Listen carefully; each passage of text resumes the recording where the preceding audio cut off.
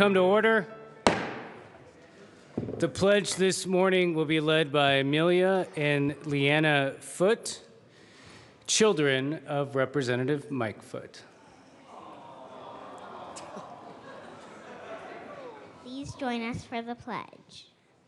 I pledge allegiance to the flag of the United States of America and to the republic for which it stands, one nation, under God, indivisible, with liberty and justice for all.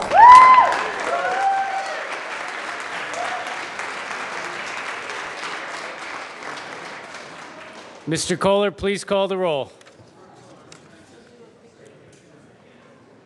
Representatives Arndt, Becker J, Becker K, Brown, Buck, Buckner, Carver, Conti, quorum excused, Court, Representative Court.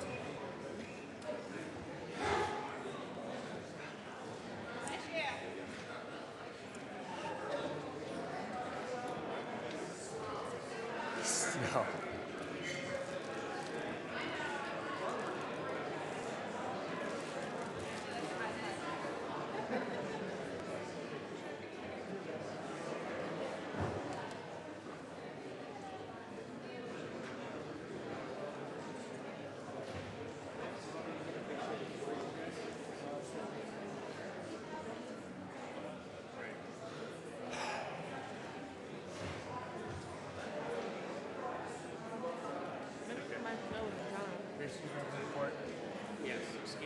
Court excused. Danielson.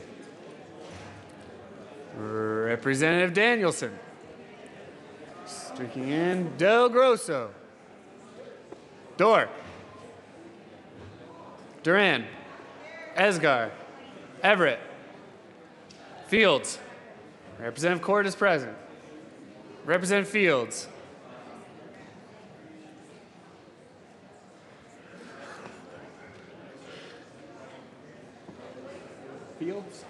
Fields excused. Foote. Garnett. Janal. Hamner. Humphrey. Joshi. Kagan. Klingenschmidt. Kraft-Tharp. Landgraf. Lawrence. Lebsock. Lee. Leonard. Lontine. Lundeen. McCann. Melton. Mitch Bush. Moreno. Representative Moreno excused. Navarro. Neville. Nordberg. Pabon. Here. Pedersen. Primavera. Priola. Rankin. Ransom. Rosenthal. Representative Moreno is present. Rupe. Ryden. Sane.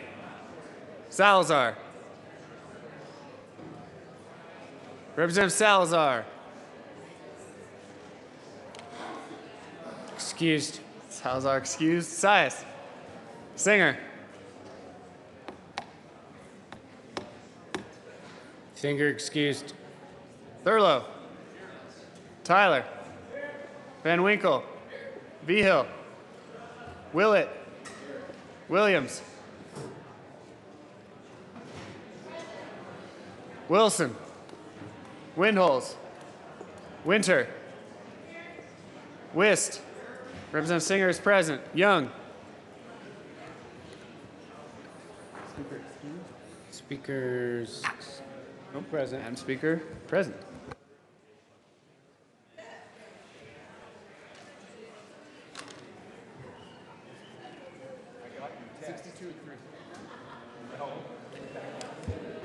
With 62 members present, 3 excused, 0 absent, a quorum is present. Introduction of resolutions. Memorials. Mr. Kohler, please read the title of House Memorial. Sorry. Representative Willett, an important part of the morning's procedures. Thank you, Mr. Speaker Pro Tem. I move that the reading of the Journal of Friday, April 15, 2016 be dispensed with and that it be approved as corrected by the Chief Clerk. You've heard the motion. All those in favor say aye. Aye. Those opposed say no. No. Motion passes.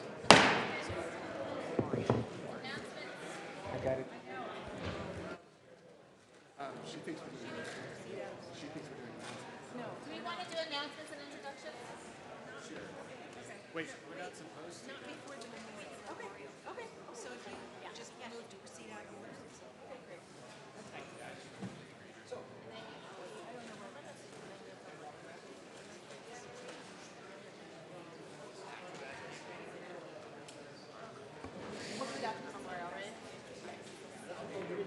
Madam Majority Leader.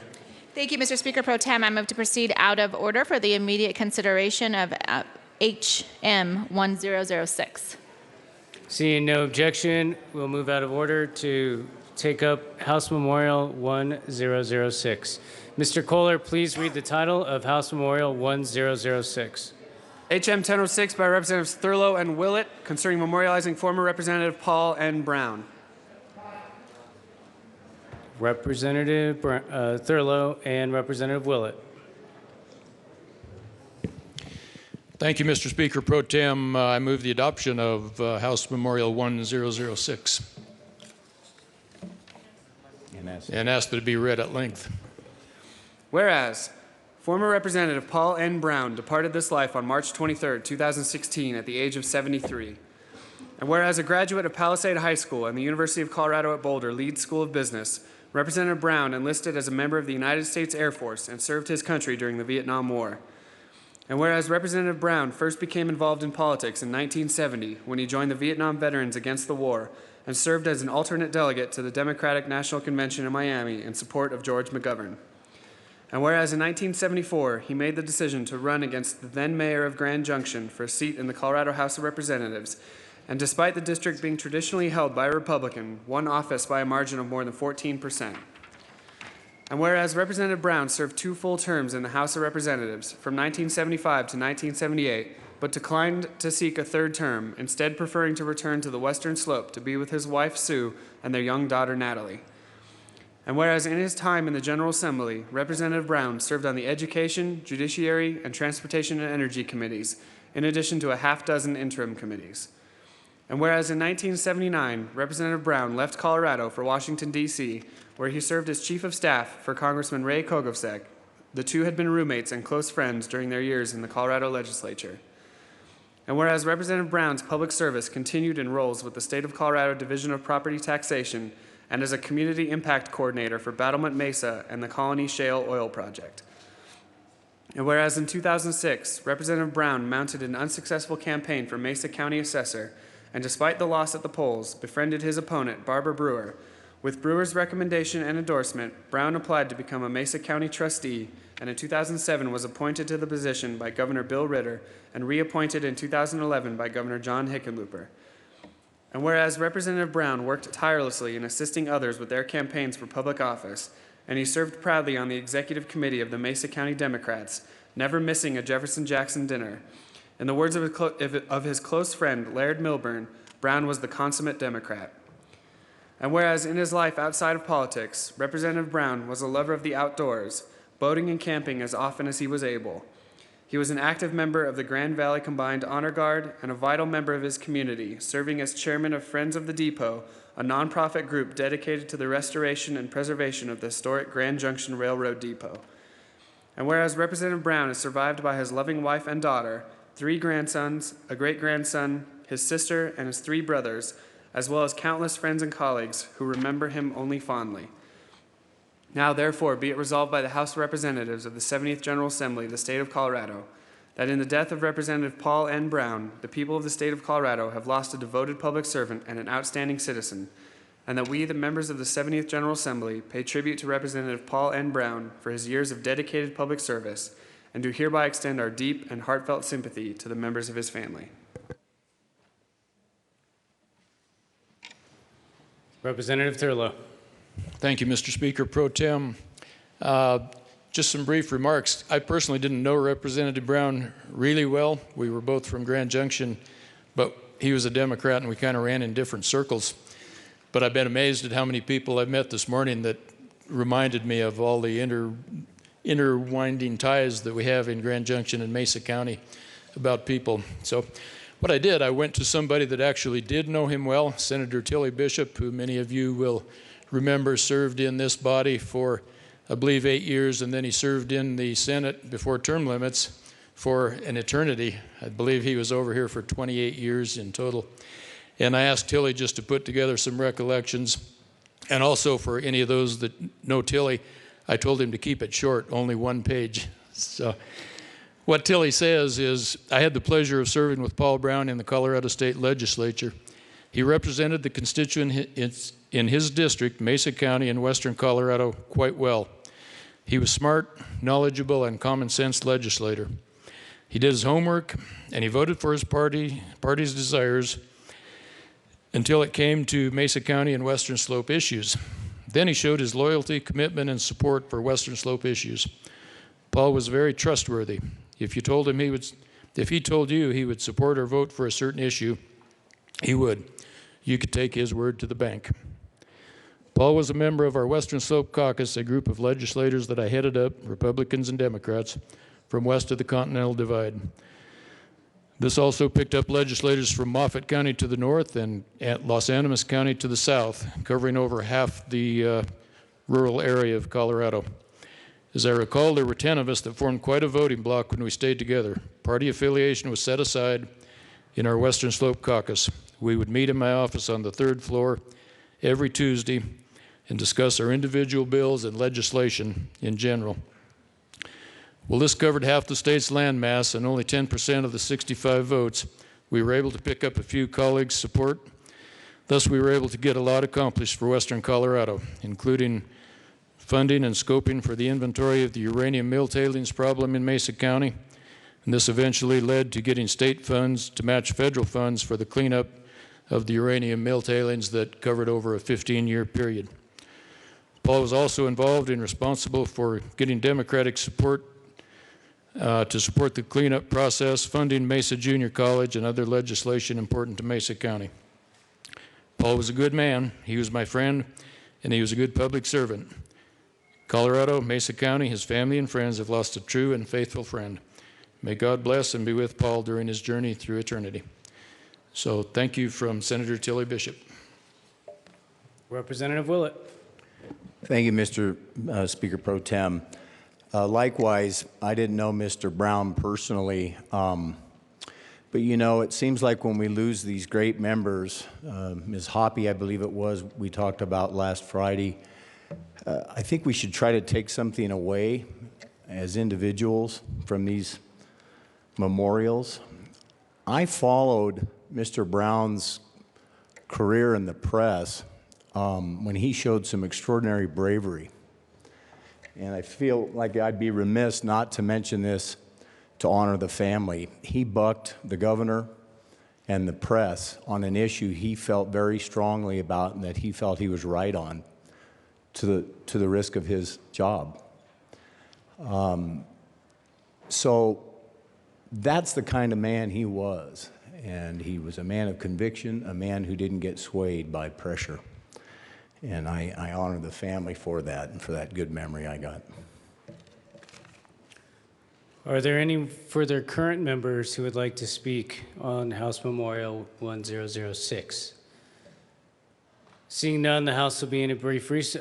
Representative Thurlow. Mr. Speaker, Mr. Speaker Pro Tem, under Rule 26F, I request a 5-minute recess. The House will be in a recess for former members to address the body. Representative Jim Lloyd.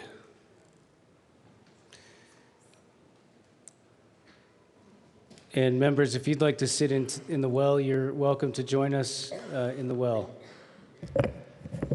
Mr. Speaker Pro Tem, members of the House, welcome to springtime in the Rockies, and we all made it here despite the snow over the weekend.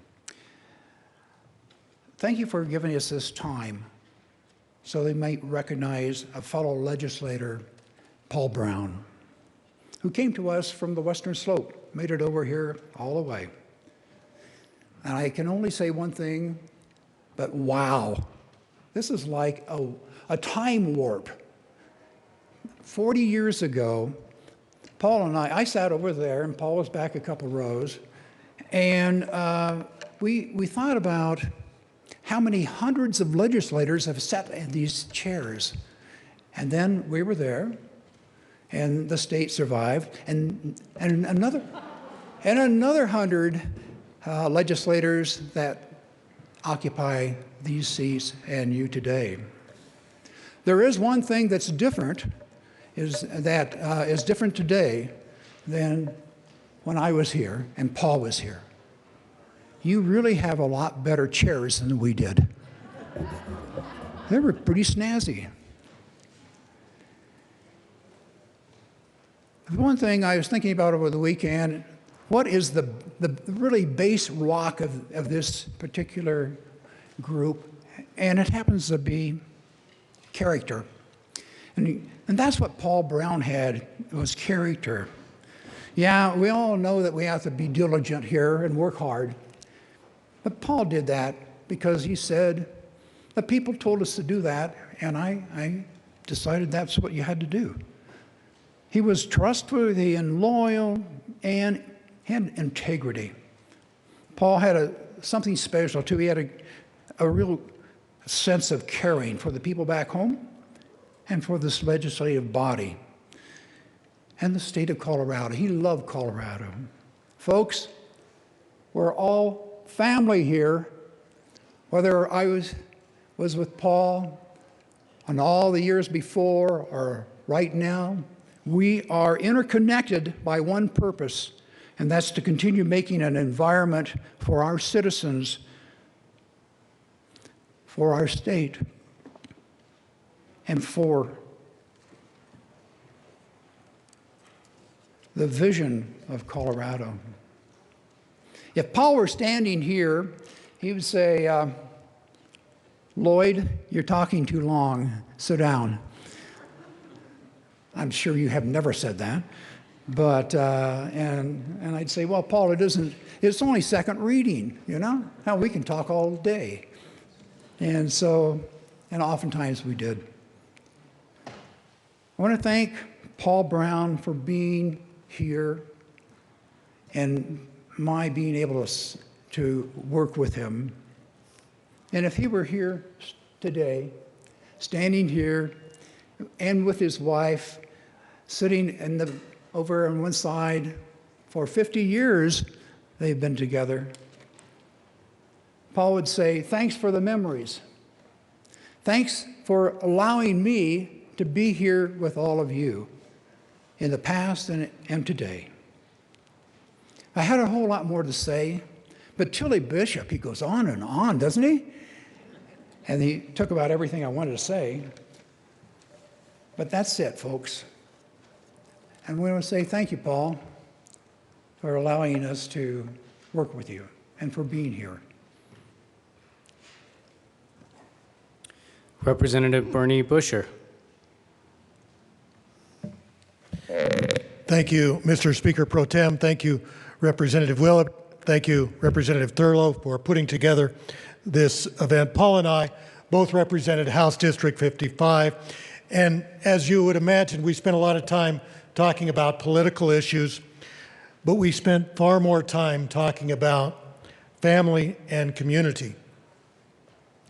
My favorite author, Ivan Doig, writes, I dwell in a community of time as well as people. Paul was a Western man. He was born in Fitzsimmons Hospital. He worked his life in Western Colorado. He lived in Grand Junction. He cared deeply about our roots and about what it is that makes us Westerners. 2 years ago, Paul and Sue and Mary Beth and I went to Europe and we visited Normandy. And we talked about the heroism of those soldiers who fought and died. And then after Normandy, we went to Paris, and Paul posed before the Arc de Triomphe for a picture that was exactly the same as where his father had stood 70 years before. And Paul connected, through the generations with what it means to be an American, what it means to be a Westerner. After we left there, we went to Germany and we searched in a small town of Gießen. And Paul walked the streets to find the home that he had grown up in while his father ran a hospital in Germany. And he found the home, and he came back so excited, and we went and looked at this house, and that night we learned that the house was now a home for young kids with cancer. And Paul was so moved and touched and in tears that his family had connected with these young kids now with cancer. I dwell in a community of time as well as people. Also in Gießen, we looked at the train depot. And Paul was committed for the last dozen years to trying to restore the train depot in Grand Junction. He's led that so far unfruitful effort. But we saw in Gießen a train station that was for bikes, for people walking, for cars, and for trains and buses. Inside a bookstore, a bakery, a McDonald's. And Paul talked about what we can do to honor our heritage and restore things like the Mesa County Train Depot. I dwell in a community of time as well as people. For the last half dozen years, Paul spent hours with the Mesa County Honor Guard. And every time a veteran passed away, Paul and the Honor Guard celebrated their service for the country and honored what they had done. Paul spent his life serving Colorado, serving the United States, serving Western Colorado, serving Mesa County. I dwell in a community of time as well as people. Thank you, Paul Brown. Representative Richard Gebhardt.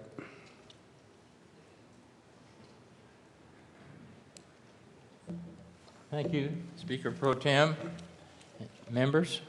On behalf of the family, I want to express their thanks for the opportunity to have this service reasonably soon after we lost Paul, so that his daughter Natalie could be here with his wife Sue and their friends. Representative Brown and I did not serve together. I started 55 years ago, and Paul started 45 years ago. But a friendship developed for a number of reasons that were as deeply bound as if we had sat next to one another during all of those years, because of some common battles that we had. What I do remember, and I think that it's a daily challenge for each of you, was the near incredible getting along with one another, the collegiality, the defending each other on particular ideas, irrespective of parties. When Paul first ran for office, he was just over the age of 30. He was a Vietnam veteran. And not knowing any better, those are his words, he decided to run for the legislature against the popular mayor of Grand Junction. And lo and behold, he won. He ran for a second term. And then as a number of wonderful legislators, I remember serving with Bill Foster of Grand Junction. After a couple of terms, back in those days, it was time to say that you had done your best, but you needed to get back to your family, you needed to build your career, you needed to continue to battle for things you believed in. And that's what Paul did. He chose not to run for a third term, and he spent, as you will see in the written memorial, a number of years in public service.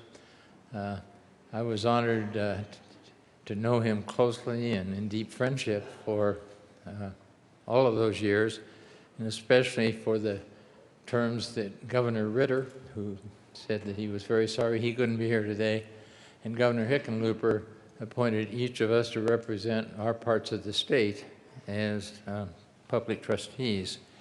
I do think, and I made a note or two, he was deeply respected. A lot of the people who are still doing good things in this state in both parties remember Paul with a real sense of gratitude for the contributions that he made. Trying to summarize it a little bit, what I learned in these 4 decades of friendship was that Paul did not want any more wars. He wanted civil rights for all, including many of the major steps that have been taken in the past. He believed strongly that persons should be given second choices, second chances, and third chances when they'd made mistakes in their life. It was something he thought was at the core strength of this country, was that people who needed to get a fresh start were given that opportunity to make something of their lives. And a tremendous number of people, because Paul interceded on their behalf, will always remember that he believed that as well. I think the final comment was that Paul spent an enormous amount of time after he left office in his concern about this nation trying to avoid being drawn into other conflicts. And I owe these words to him, but he gave them to me as I was a veteran of the Korean War, and we had a commonality about that belief. And I want to close because he spent so much of his life, and prior to his final service, he was given a full military burial in Grand Junction at the Western Slope Veterans Group with the taps and the rifles and the people marching, and that was very moving. And then hundreds of people showed up to memorialize him in a different service. But what I wanted to leave you with, because to know that he was totally committed to this with his life, I was going to quote some words by former President Kennedy that he first brought to my attention that I think described what it was he thought one of his missions in life was after he was able to leave the service. War marks you forever while you need to move to your future. You cannot let go of what you had witnessed and what you learned. That you are capable of personal courage when the need is thrust upon you. I apologize for that. Just a moment, please. Anyway, but the president went on to say that if you were lucky enough to survive that and to come back and be part of this country, that you needed to dedicate your energies and hopes that this country could move toward the things we talked about earlier, civil rights, second chances, and absence of war. He will be missed. He was truly a great friend, a great public servant, and all of us here today thank you deeply for your courtesy in listening and paying your respects to the remarkable Paul Brown. Thank you all. Thank you, Representative Gebhardt. Are there any further former members who would like to address the body regarding House Memorial 10006 and Representative Paul Brown? Seeing none, the House will come back to order.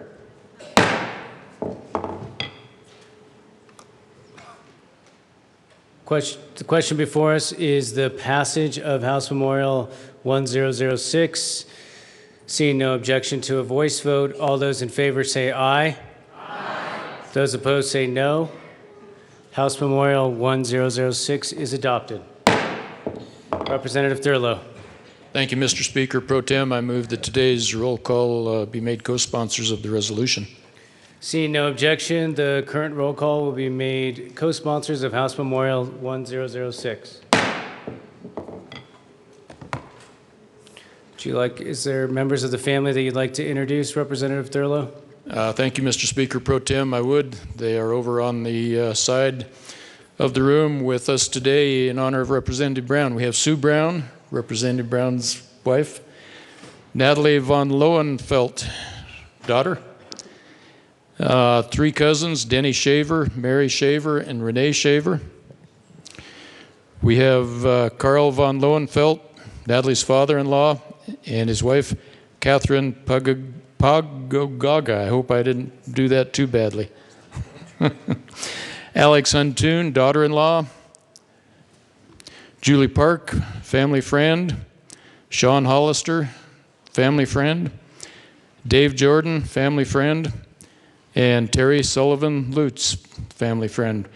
Thank you very much for being with us today.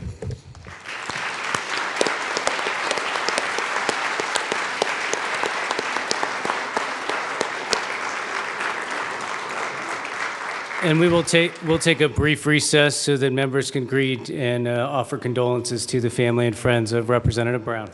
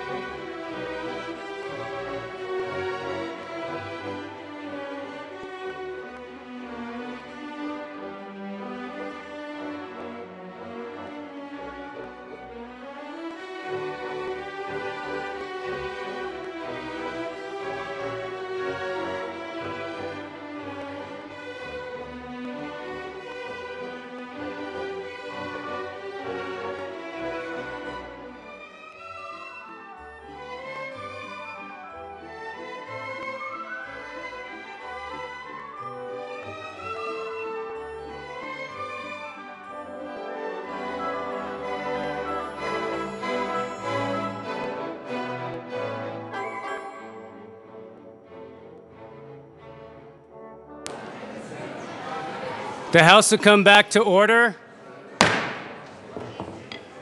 Announcements and introductions. Representative Williams.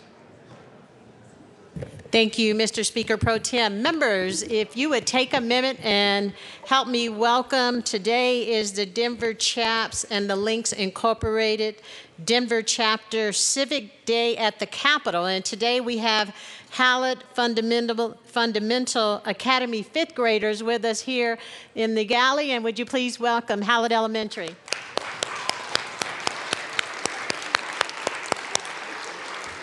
Representative Esgar. And I would also like to recognize the Honorable Allegra Happy Haynes, who's here with these children. She works with them every year, and we go to the school. And thank you for being here and your leadership. Representative Esgar and Representative Salazar. Representative Navarro. Okay. Representative Esgar and Representative Thank you, Navarro. Mr. Speaker Pro Tem. Members, Pueblo in Southern Colorado is in the house today. You may have gotten your chips and salsa on your desks, but there's also a very handy little invitation that we'd like you to notice. And as always, we would like to invite you to Pueblo to come to the State Fair. The legislative barbecue is on your reminder note, so please come and enjoy the great adventures we have in Pueblo. And just so you know, there's been discussions already to possibly have a golf tournament for fun that Friday afternoon before the legislative barbecue. If we get enough RSVPs to the barbecue itself, we'll go ahead and start working on that.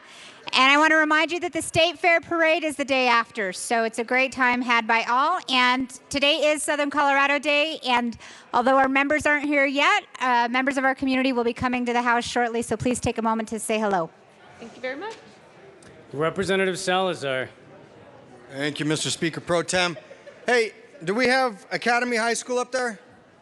Are you guys Academy High School? I think they may have already walked out, but we have Academy High School today from Mapleton School District. Everyone, please give them a hand. Thank you. Representative Ryden. Thank you, Mr. Speaker Pro Tem. Members of the State Veterans and Military Affairs Committee, we do have a very full calendar today. I want to let you know of an order change on our bills. We will be hearing Senate Bill 21 first, and then the rest will be in the order that they are. See you at 1:30. Thank you. Representative Wilson. Thank you, Mr. Speaker Pro Tem. Colleagues, you should have the announcement. Final announcement of the year for Hot Dog Day at the Capitol will be Thursday, but it's not just the day that hot dogs will be here. It's Sportsman's Day at the Capitol. There will be displays, there will be presentations, there will be all sorts of opportunities for you to see the things that are being brought to the Capitol by the Colorado sportsmen. And the hot dogs will be here, and weather permitting, we'll be serving those on the east side of the Capitol, out by the Buffalo statue on the east side. So depending on the weather, we'll see whether we serve those there or downstairs. So don't miss out. It's the last time this year. Representative Brown. Thank you, Mr. Speaker Pro Tem. And members, just want to invite you to the Bible study, Capitol Commission, tomorrow morning at 7:15. And come on down, and we'll have a breakfast sandwich and then study. We're on 2 Timothy. So we'll see you then. Representative Garnett. Thank you, Mr. Speaker Pro Tem. Members, I have two very important announcements today. One, it is House District 2 Day at the Capitol. A ton of members from my community are here, and I want to thank them and recognize them. If you could all stand, please, for all the work that you guys do in our community. Thank you.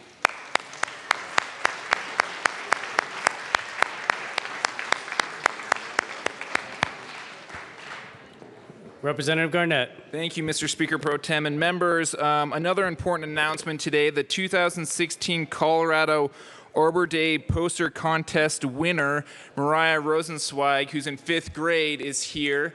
And so I want to make sure that we take a moment to recognize her. And we have a tribute that I'd like to read into the record. But this is a picture of her poster that represents why trees are so important to our community. So please help join me, Representative Everett in particular. The Denver Waldorf School's Mariah Rosenzweig has been selected as the winner of the Colorado Tree Coalition's 2016 statewide fifth grade poster contest. Her poster beautifully depicts some of the reasons that trees are so important to our state. The members of the Colorado House of Representatives are proud to recognize and congratulate Mariah for this outstanding accomplishment, her excellent display of artistic talent, and for representing her school and community with honor and pride. We wish her continued success and happiness in all of her endeavors. Mariah, please stand and be recognized. Thank you for all of your hard work. All right.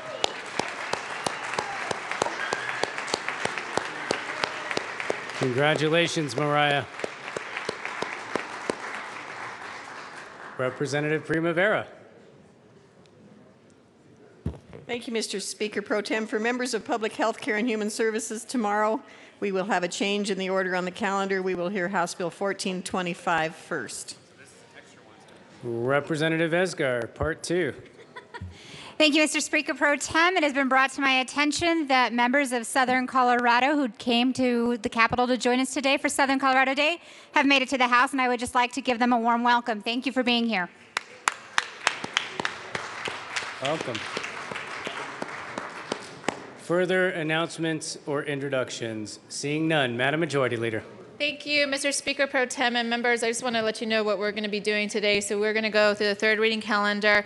We're then going to do consideration of Senate amendments, a report on conference committees, and we will likely be working through lunch. So make sure that you have your aide or somebody else bring you lunch. But I did want to just let you know that we will be working through lunch, and we have lots of chips and salsa available.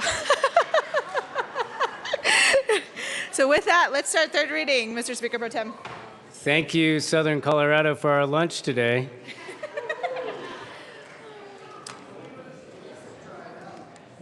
Mr. Kohler, please read the title of House Bill 1319. House Bill 1319 by Representatives Jadal and Tyler, all Senator Cafals, concerning prohibition against intentionally increasing a diesel-powered vehicle's particulate emissions for the purpose of visual exhibition of smoke. Madam Majority Leader. Thank you, Mr. Speaker Pro Tem. I move for the passage of House Bill 1319 on third reading and final passage. Seeing no further discussion, the question before us is the passage of House Bill 1319. Mr. Kohler, open the machine, and hopefully the speaker is listening online. Open the machine, and members proceed to vote. Okay. Representative Duran. I have a number of bills today. You're supposed to. Okay.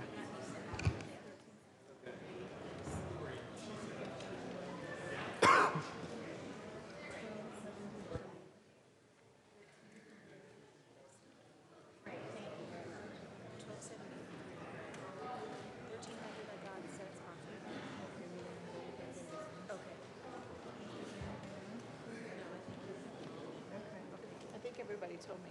Thank you. Thank you, Marilyn.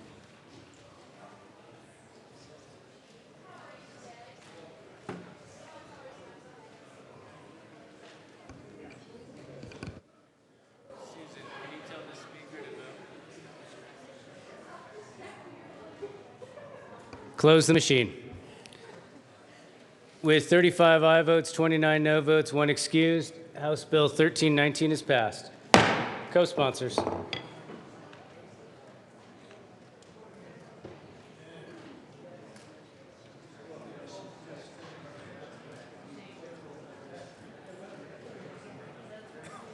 Close the machine. Mr. Kohler, please read the title of House Bill 1390. House Bill 1390 by Representative Moreno, all Senator Guzman, concerning immunity for certain persons who were involved with a reported overdose event. Madam Majority Leader. Thank you, Mr. Speaker Pro Tem. I move for the passage of House Bill 1390 on third reading and final passage. Seeing no further discussion, the question before us is the passage of House Bill 1390 on third reading and final passage. Mr. Kohler, please open the machine, and members proceed to vote.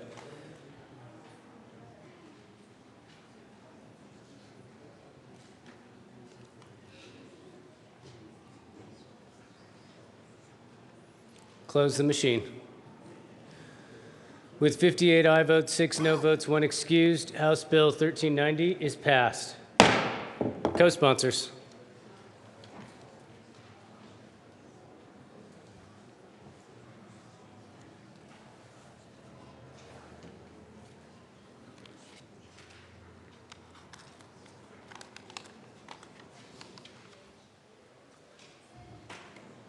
Close the machine. Mr. Kohler, please read the title of House Bill 1313. Oh, Madam Majority Leader. Thank you, Mr. Speaker Pro Tem. I move to lay over House Bill 1313 until April 19th. Seeing no objection, House Bill 1313 will be laid over as requested by the Majority Leader. Mr. Kohler, please read the title of Senate Bill 137. Senate Bill 137 by Senators Johnson and Sonnenberg, also Representative Dorr, concerning clarification of the authority of the Parks and Wildlife Commission to enter into agreement with a private landowner. Madam Majority Leader. Thank you, Mr. Speaker Pro Tem. I move for the passage of Senate Bill 137 on third reading and final passage. Seeing no objection, the question before us is the passage of Senate Bill 137 on third reading and final passage. Mr. Kohler, please open the machine and members proceed to vote.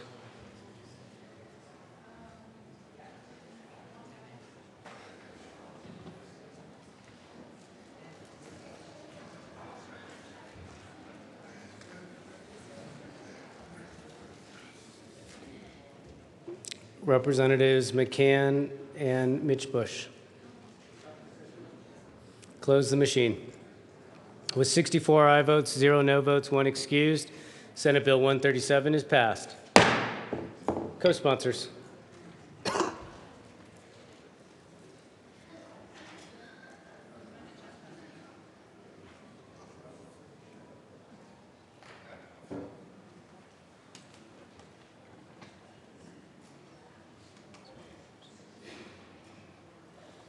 Close the machine. Mr. Kohler, please read the title of House Bill 1363. Madam Majority Leader. Thank you, Mr. Speaker Pro Tem. I move to lay over House Bill 1363 until April 19th. Seeing no objection, House Bill 1363 will be laid over as requested by the Majority Leader. Mr. Kohler, please read the title of Senate Bill 168. Senate Bill 168 by Senator Roberts, also Representative Brown, concerning the ability of political subdivision from an adjoining state to jointly operate an airport in Colorado. Madam Majority Leader. Thank you, Mr. Speaker Pro Tem. I move for the passage of Senate Bill 168 on third reading and final passage. Seeing no further discussion, the question before us is the passage of Senate Bill 168 on third reading and final passage. Mr. Kohler, please open the machine and members proceed to vote.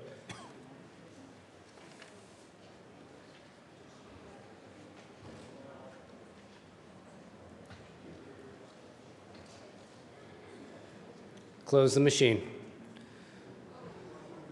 With 63 aye votes, 1 no vote, 1 excused, Senate Bill 168 is passed. Co-sponsors.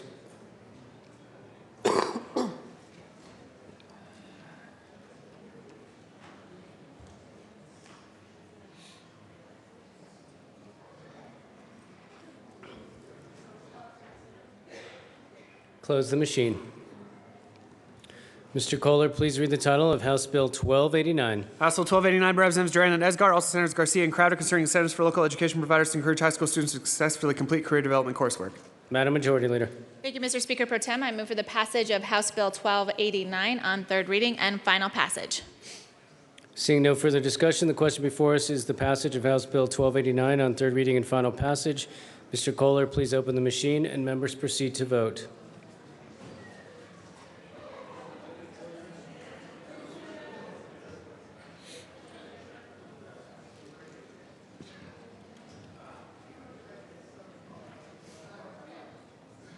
Representative Conti, Danielson, and Kagan.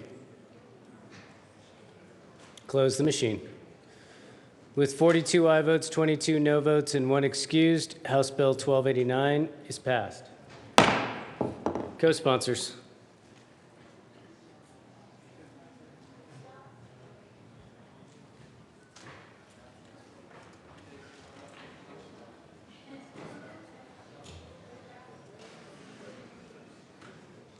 Close the machine. Mr. Kohler, please read the title of House Bill 1290. House Bill 1290 by Representatives Esgar and Kraft Tharp, all Senators Kerr and Hill, concerning extension of the Transitional Jobs Program in connection with making appropriation. Madam Majority Leader.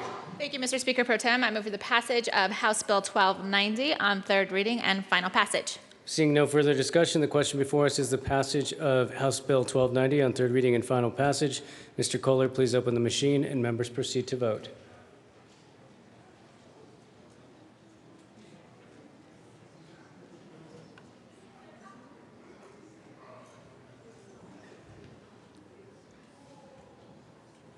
Close the machine.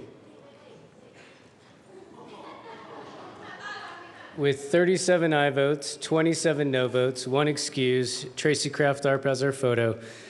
House Bill 1290 is passed. Co-sponsors.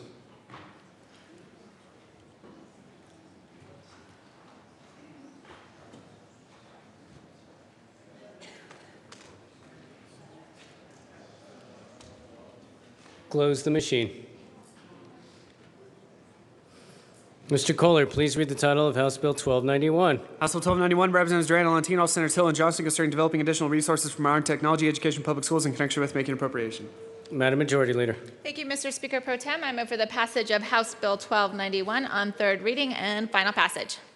Seeing no further discussion, the question before us is the passage of House Bill 1291 on third reading and final passage. Mr. Kohler, please open the machine and members proceed to vote.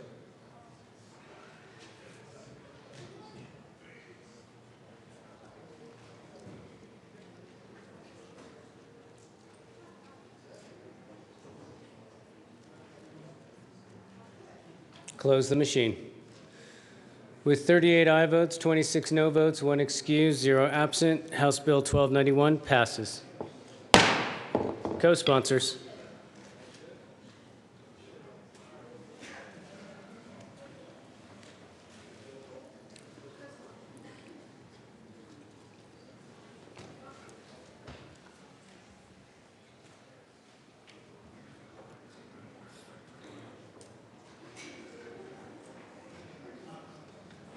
Close the machine. Mr. Kohler, please read the title of House Bill 1301. House Bill 1301, Representative Garnett, also Senator Sheffield concerning income tax credit for Colorado businesses that offer high-quality apprenticeships or top jobs in connection with making appropriation. Madam Majority Leader. Thank you, Mr. Speaker Pro Tem. I move for the passage of House Bill 1301 on third reading and final passage. Seeing no further discussion, the question before us is the passage of House Bill 1301 on third reading and final passage. Mr. Kohler, please open the machine and members proceed to vote.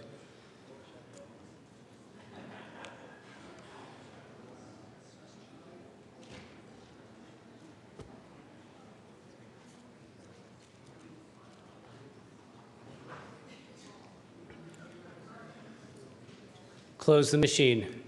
With 39 aye votes, 25 no votes, 1 excuse, 0 absent, House Bill 1301 passes. Happy House District 2 Day, Representative Garnett. Co-sponsors.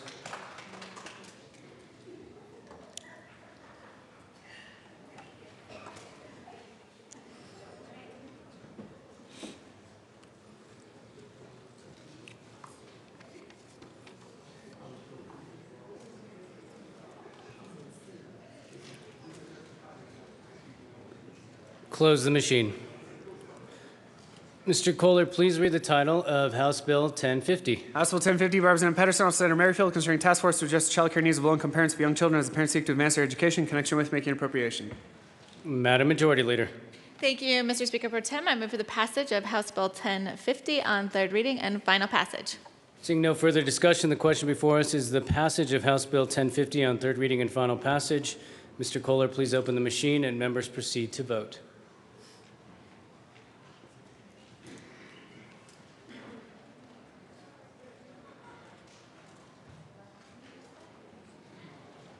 Close the machine. With 35 aye votes, 29 no votes, 1 excuse, 0 absent, House Bill 1050 is passed. Co-sponsors.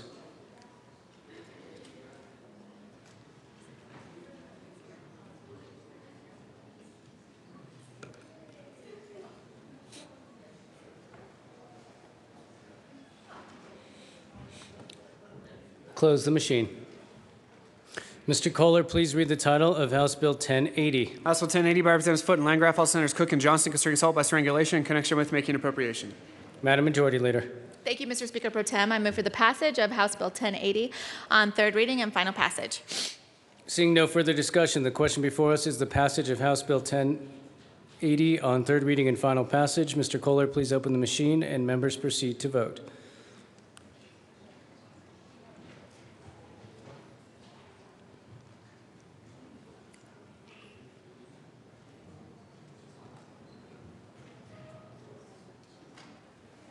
Close the machine. With 61 aye votes, 3 no votes, 1 excused, 0 absent, House Bill 1080 is passed. Co-sponsors.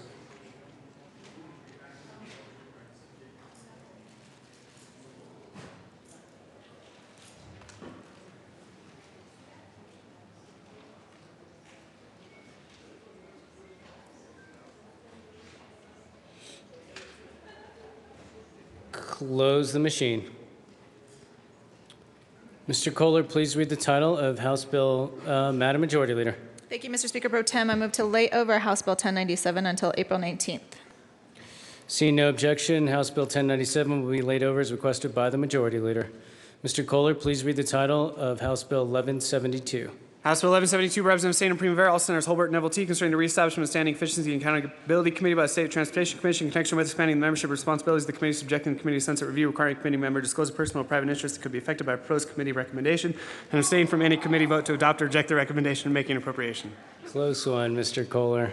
Madam Majority Leader. Thank you, Mr. Speaker Pro Tem. I move for the passage of House Bill 1172 on third reading and final passage. Seeing no further discussion, the question before us is the passage of House Bill 1172 on third reading and final passage. Mr. Kohler, please open the machine and members proceed to vote.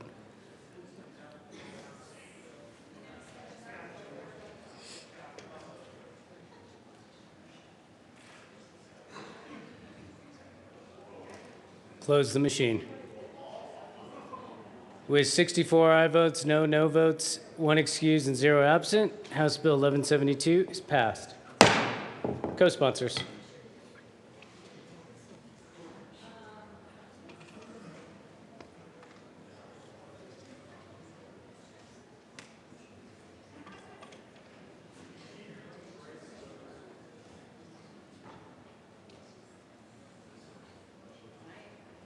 Close the machine. Mr. Kohler, please read the title of House Bill 1186. House Bill 1186, Representative Tyler, also Senator Baumgartner, concerning the allocation of a portion of fee revenues collected from public utilities to meet Colorado's grant match obligations on federal law governing funding fixed rail guideway safety oversight programs in connection with making appropriation. Madam Majority Leader. Thank you, Mr. Speaker Pro Tem. I move for the passage of House Bill 1186 on third reading and final passage. Seeing no further discussion, the question before us is the passage of House Bill 1186 on third reading and final passage. Mr. Kohler, please open the machine and members proceed to vote.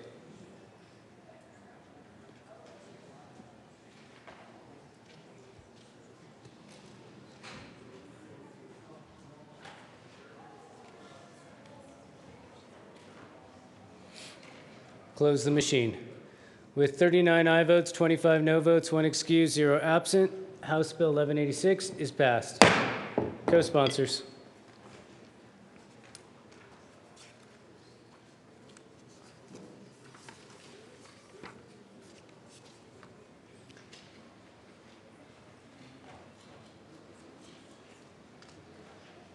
Close the machine.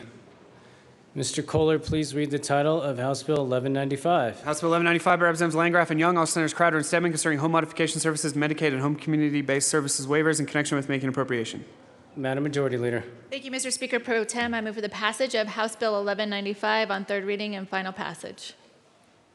Seeing no further discussion, the question before us is the passage of House Bill 1195 on third reading and final passage. Mr. Kohler, please open the machine and members proceed to vote.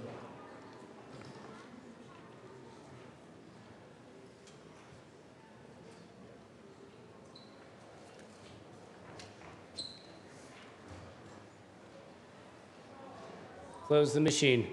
With 53 aye votes, 11 no votes, 1 excused, 0 absent, House Bill 1195 is passed. Co-sponsors.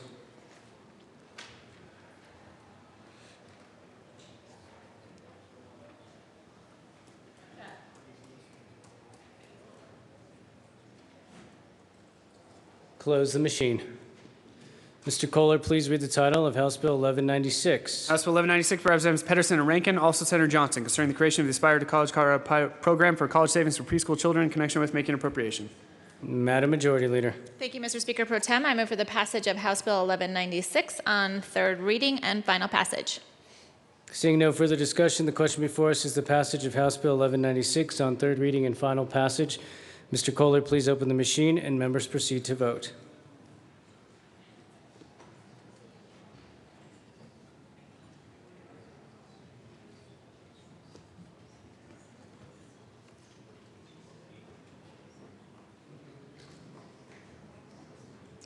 Representative Becker K. Close the machine. With 38 aye votes, 26 no votes, 1 excused, House Bill 1196 is passed. Co-sponsors.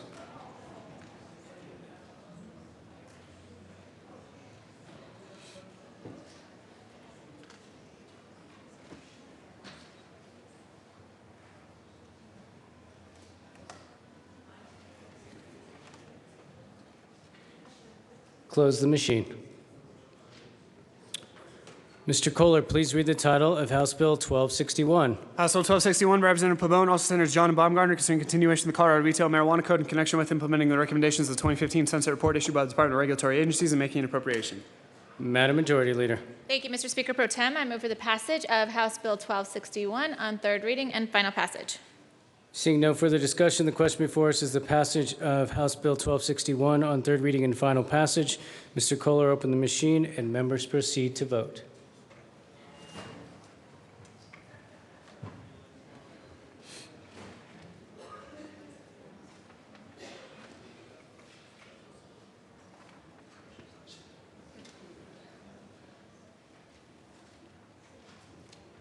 Close the machine.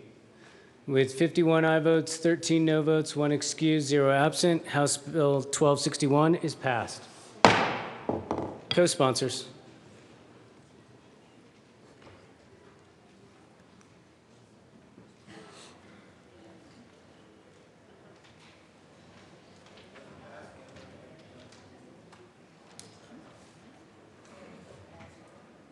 Close the machine.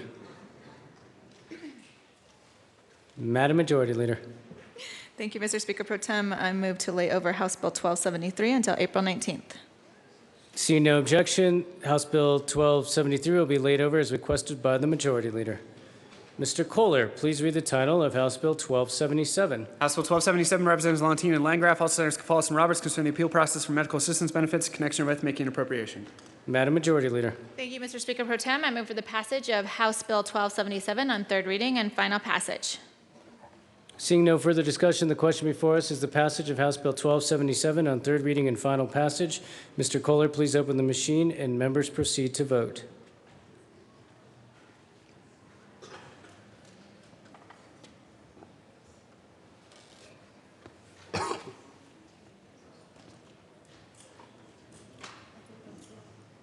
Close the machine.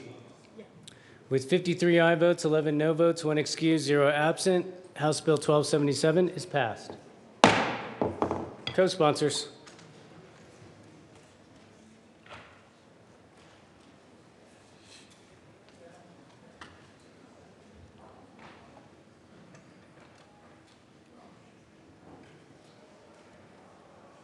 Close the machine. Mr. Kohler, please read the title of House Bill 1300. House Bill 1300, Representatives Wright, also Senators Uleberry and Donovan, concerning the return of vote of mail ballots in connection with removing the requirements that electors provide postage on mail ballot return envelopes and encouraging the use of state-owned and convenient commercial properties for standalone drop-off locations for deposit of mail ballots. Nice work, Mr. Kohler. Madam Majority Leader. Thank you, Mr. Speaker Pro Tem. I move for the passage of House Bill 1300 on third reading and final passage. Seeing no further discussion, the question before us is the passage of House Bill 1300 on third reading and final passage. Mr. Kohler, please open the machine and members proceed to vote.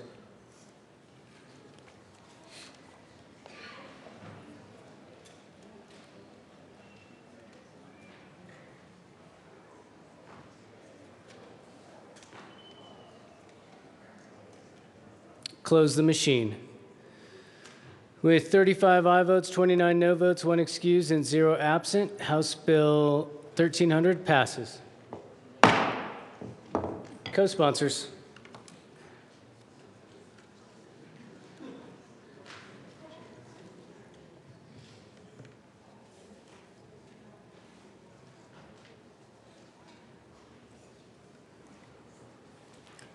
Close the machine.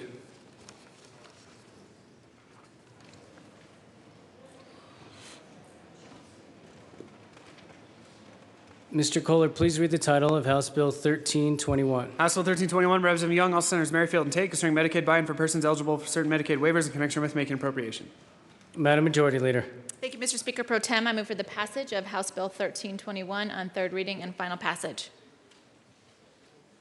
Seeing no further discussion, the question before us is the passage of House Bill 1321 on third reading and final passage. Mr. Kohler, please open the machine and members proceed to vote.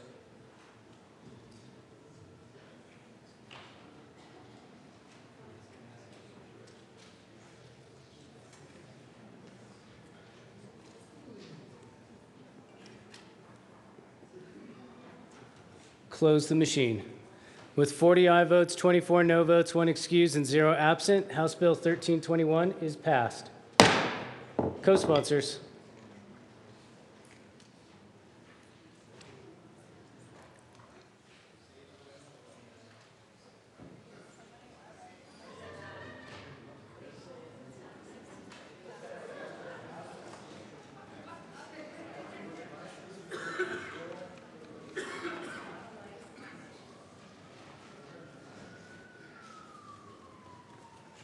Close the machine.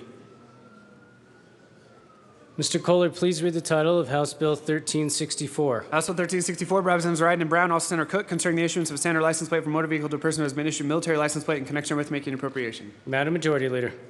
Thank you, Mr. Speaker Pro Tem. I move for the passage of House Bill 1364 on third reading and final passage.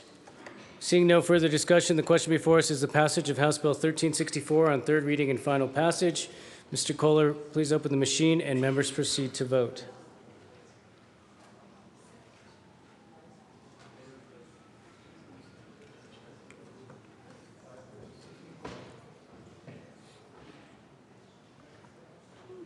Close the machine. With 57 aye votes, 7 no votes, 1 excused, House Bill 1364 is passed. Co-sponsors.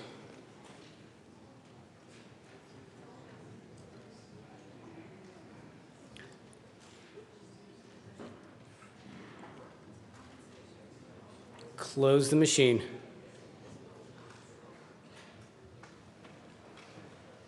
Mr. Kohler, please read the title of House Bill 1399. House Bill 1399, Representative Singer, also Senator Newell, concerning prohibition on the denial of a workers' compensation claim for mental impairment based on the occupation of a worker in connection with making appropriation. Madam Majority Leader. Thank you, Mr. Speaker Pro Tem. I move for the passage of House Bill 1399 on third reading and final passage. Seeing no further discussion, the question before us is the passage of House Bill 1399 on third reading and final passage. Mr. Kohler, please open the machine and members proceed to vote.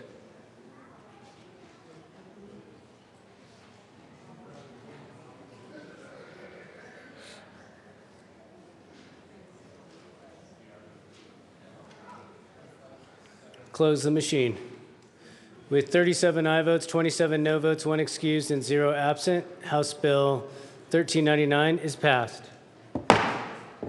Co-sponsors.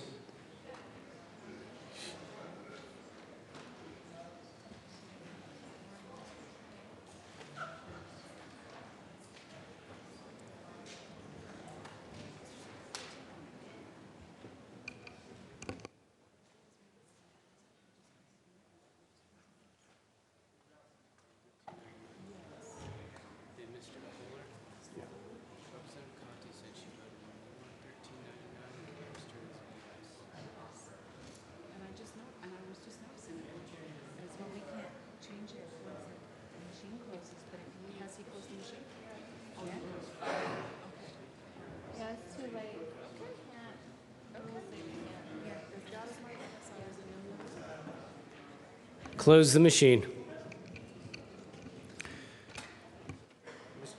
Mr. Kohler, please read the title of House Bill 1424. House Bill 1424 by Representative Vigil, also Senator Garcia, concerning qualifications for the administration of medications and facilities in connection with making appropriation. Madam Majority Leader. Thank you, Mr. Speaker Pro Tem. I move for the passage of House Bill 1424 on third reading and final passage. Seeing no further discussion, the question before us is the passage of House Bill 1424 on third reading and final passage. Mr. Kohler, please open the machine and members proceed to vote.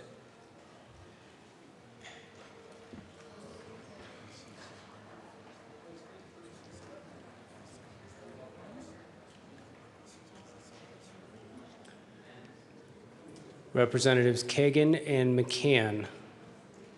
Close the machine.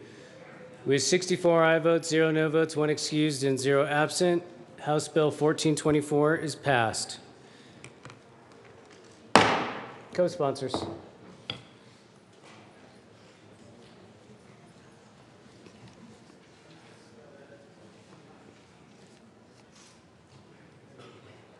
Close the machine. Mr. Kohler, please read the title of Senate Bill 27. Senate Bill 27 by Senators Martinez, Umenick, and Todd, also Representatives Primavera and Landgraf, concerning allowing the option for Medicaid clients to obtain prescribed drugs through the mail in connection with reducing an appropriation. Madam Majority Leader. Thank you, Mr. Speaker Pro Tem. I move for the passage of Senate Bill 27 on third reading and final passage. Seeing no further discussion, the question before us is Senate Bill 127 on third reading and final passage. Mr. Kohler, please open the machine and members proceed to vote.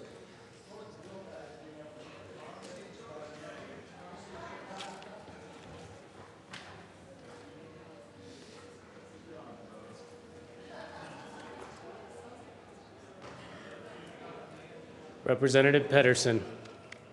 Close the machine. With 63 aye votes, no votes, 1 no vote, 1 excused, 0 absent. Senate Bill 27 is passed. Co-sponsors.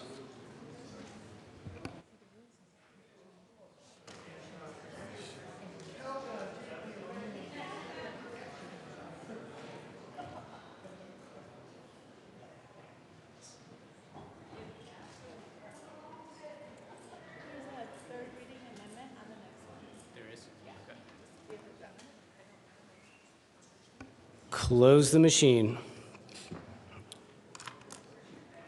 Mr. Kohler, please read the title of Senate Bill 102. Senate Bill 102 by Senator Kerr, also Representative Moreno, concerning the elimination of mandatory sentences to incarceration for certain crimes in connection with making and reducing an appropriation. Madam Majority Leader. Thank you, Mr. Speaker Pro Tem. I move for the passage of Senate Bill 102 on third reading and final passage. Representative Moreno, Mr. Assistant Majority Leader, with an amendment. Thank you, Mr. Speaker Pro Tem. Members, in 4 years, this has never happened to me. I apologize profusely, but I do request permission to offer a third reading amendment. Representative Moreno, do you want to explain just what the amendment does, just so we can, even though we're just offering permission? Thank you, Mr. Speaker Pro Tem. Members, this amendment was at the request of the District Attorney's Council. It will just provide clarity and give them a date set on which date these offenses will apply to and make it easier from a practitioner standpoint. Ask for an aye vote. Seeing no further discussion, the question before us is permission to offer a third reading amendment. Mr. Kohler, please open the machine and members proceed to vote.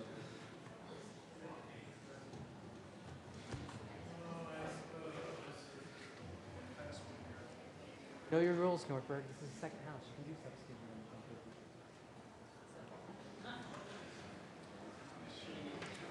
Representative Klingenschmidt.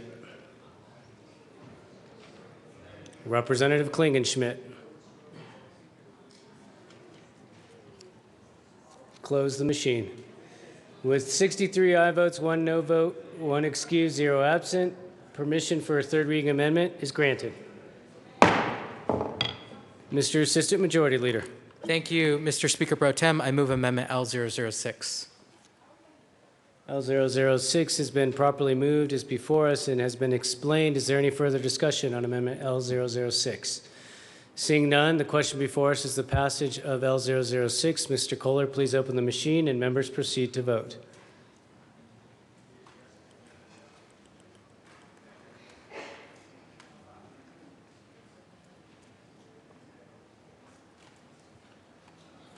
Close the machine. With 61 aye votes, 3 no votes, 1 excused, 0 absent, L006 is passed. Madam Majority Leader. Thank you, Mr. Speaker Pro Tem. I move for the passage of Senate Bill 102 as amended on third reading and final passage. Seeing no further discussion, the question before us is the passage of Senate Bill 102 on third reading and final passage. Mr. Kohler, please open the machine and members proceed to vote.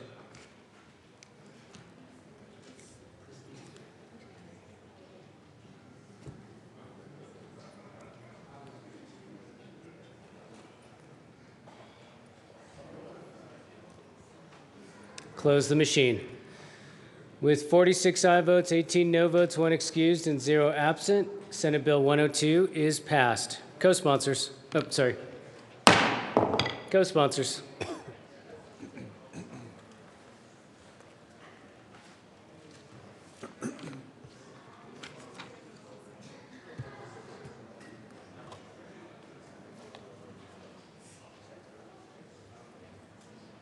Close the machine.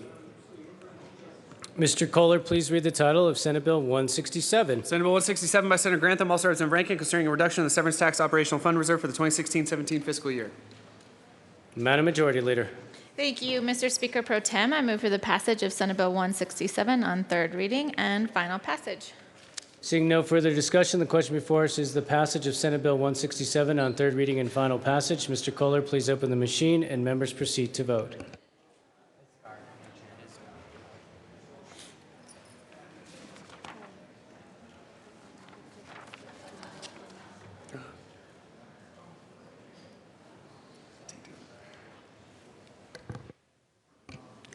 Representatives Buck and Dorr.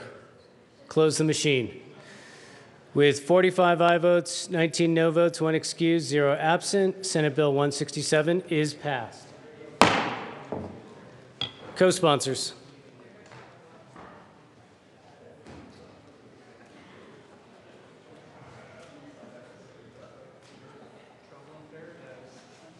Close the machine. Madam Majority Leader. Thank you, Mr. Speaker Pro Tem. I move to proceed out of order for the immediate consideration of Senate amendments to House bills. Seeing no objection, the House will proceed out of order for consideration of Senate amendments to House bills. Mr. Kohler, please read the title of House Bill 1379. House Bill 1379 by Representative Kraft Tharp, Senator Martinez Humenic, concerning the criteria under which the State Board of Psychologists examiners may award professional development credit for specific activities currently included in the continuing professional development program for licensed psychologists. Representative Kraft Tharp. Why, thank you, Mr. Speaker Pro Tem. I move that the House concur in Senate amendments to House Bill 1379. Representative Kraft Tharp, please explain why we would possibly concur with the Senate. Because it's a Monday. Though actually, because what the Senate did is they said that when psychologists do continuing education and they earn continuing education credits by writing articles in journals, those should be psychologist journals. So again, I renew my motion to concur with Senate amendments to House Bill 1379. Seeing no further discussion, the question before us is the motion to concur with Senate amendments to House Bill 1379. Mr. Kohler, please open the machine and members proceed to vote.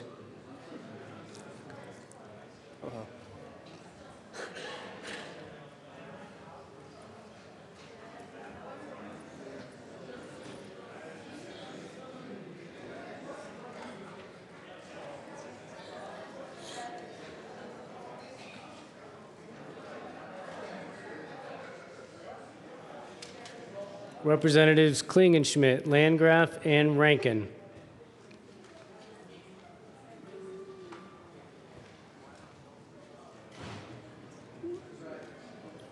Representative Rankin.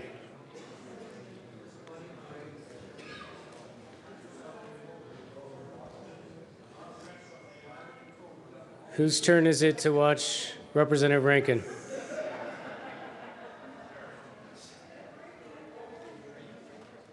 Representative Rankin. Representative Hamner, Representative Young, do you know where Representative Rankin is?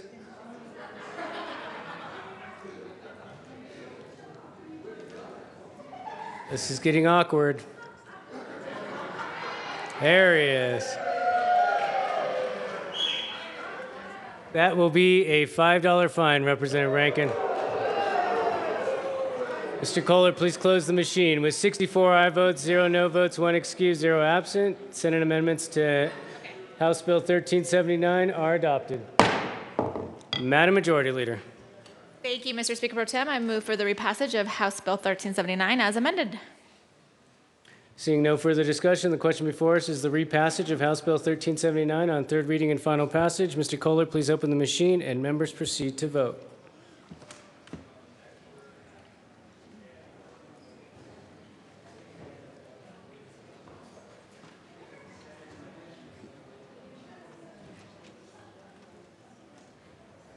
Close the machine. With 51 aye votes, 13 no votes, 1 excused, 0 absent, House Bill 1379 is passed, repassed. Co-sponsors.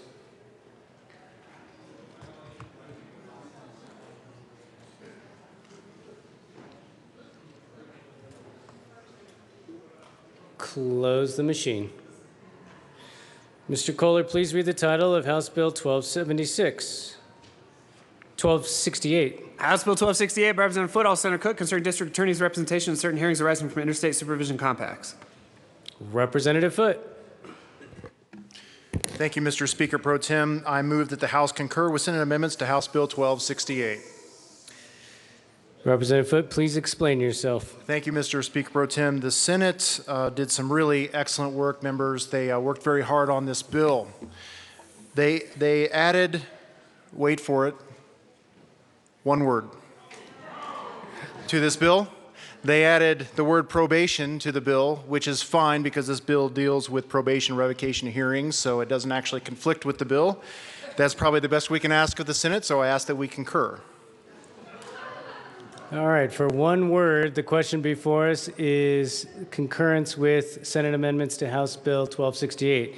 Mr. Kohler, please open the machine and members proceed to vote.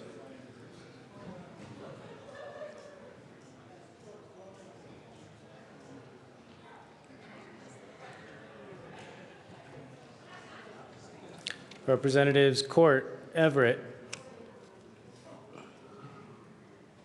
Close the machine. With 64 aye votes, 0 no votes, 1 excused, House Bill 1268 is, the amendments to House Bill 1268 are passed. Madam Majority Leader. Thank you, Mr. Speaker Pro Tem. I move for the repassage of House Bill 1268 as amended. Seeing no further discussion, the question before us is the repassage of House Bill 1268 on third reading and final passage. Mr. Kohler, please open the machine and members proceed to vote.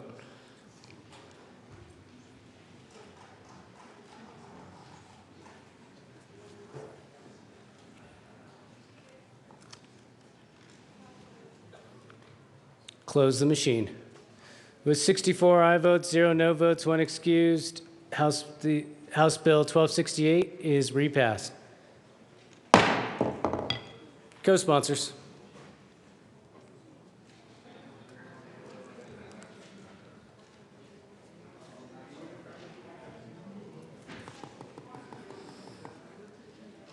Close the machine. Madam Majority Leader. Thank you, Mr. Speaker Pro Tem. I move to proceed out of order for the immediate consideration of conference committee reports. Seeing no objection, the House will proceed out of order for immediate consideration of conference committee reports. Mr. Kohler, please read the title of House Bill 1165. House Bill 1165 by Representatives Becker, Kay, and Landgraf, also Senator Crowder, concerning statutory changes based on the recommendations in the report of the 2013-15 Colorado Child Support Commission. Representative Becker, Kay. Thank you, Mr. Chair. I move that we concur with the first report of the first conference committee on House Bill 1165. Representative Landgraf. I agree. The question before us is the adoption of the first conference committee report to House Bill 1165. Mr. Kohler, please open the machine and members proceed to vote. Do you want us to, does anyone care? It did something. Go ahead and explain. My apologies. Well, machine is open, but if you want to explain while the machine's open, you can explain. What? Go ahead. Either one. The Senate amendment made it so that insurance companies could participate in the process. And they pushed it out for a report in 2 years. So they would have given them 2 years to choose to participate in the lien process for non-payment of child support. What we did at the committee was push that back a year. So they have 1 year to decide if they're going to participate, and then we'll see how many of them actually do. Because this participation really does help kids who are not getting their child support to get their child support. So by making it optional, the concern is that insurance companies won't participate. So this gives us a year to find out if they will opt in. Right? Representative Becker Kay. Thank you. So the conference committee was adopted unanimously with me, Representative Landgraf, Representative Danielson, Senators Larry Crowder, Lundberg, and Senators Newell, and Senator Linda Newell. And we did this at the request of the insurance companies, and we came to a compromise that worked for those companies. So. All right, just We asked for an aye for vote. the record, you lost votes as the explanation went on, so Okay. I was trying to save you, but Representative Landgraf. I just want to say that we got our way because the Senate wanted to push it out 2 years, and they listened to us and agreed on 1 year. So you should vote for this. All right, well, the voting is continuing as we speak, so You need to vote. we'll see how this lands out.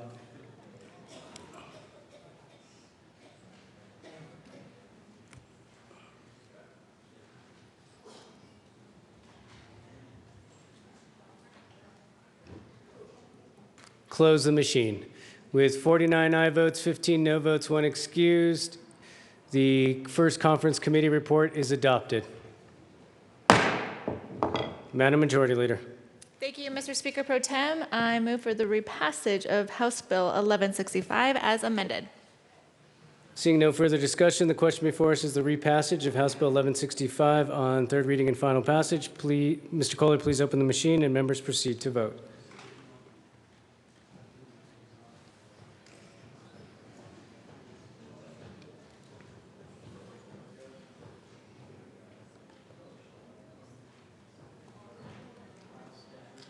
Close the machine. With 44 aye votes, 20 no votes, 1 excused, House Bill 1165 is repassed. Co-sponsors.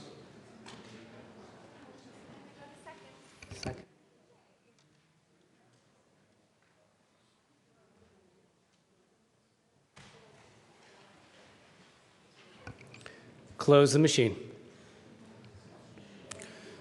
The next order of business is second reading general orders. Representative Esgar.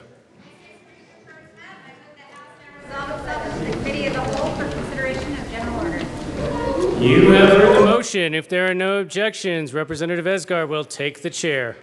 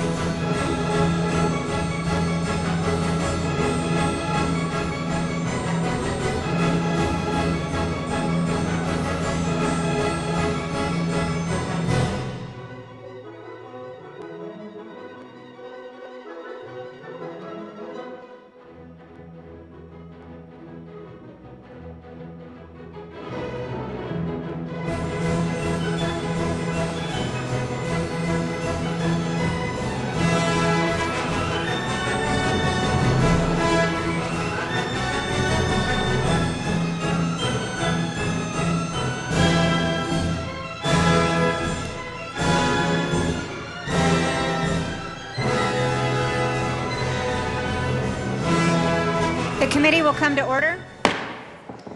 With your unanimous consent, the bills will be read by title unless there is a request for reading a bill at length. Committee amendments will not be read unless requested, as they are printed and in your bill folders. Floor amendments will be shown on the screen and on your iPads and not read unless requested. Bills will be laid over upon motion of the majority leader, and the coat rule is relaxed.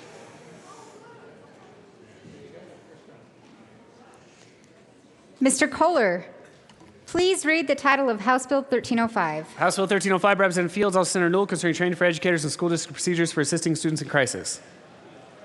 Representative Fields. Madam Chair, I move House Bill 1305 in the committee report.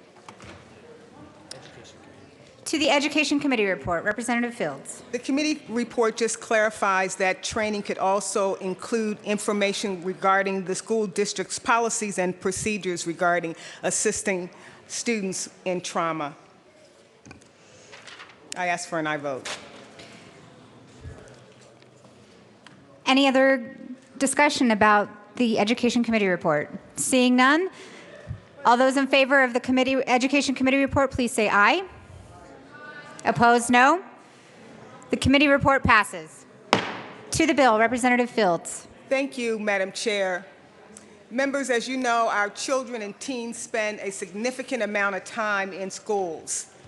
And teachers and other school staff are in prime position to recognize the signs of a kid that might be experiencing emotional trauma or distress.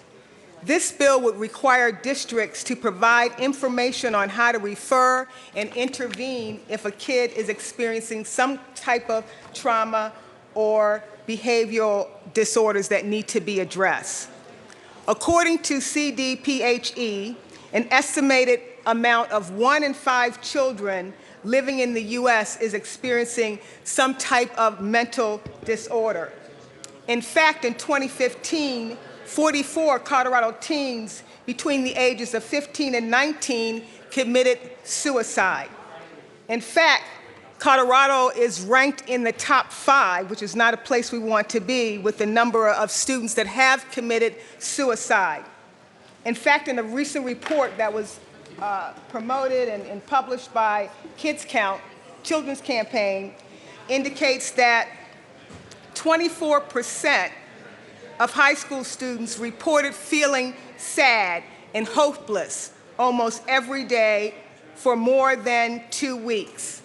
So this bill is designed to keep our students and our administrators safe by making sure they know how to respond to behaviors that seem to be abnormal, and they can be referred to the appropriate staff resource. So I urge an aye vote on House Bill 1305.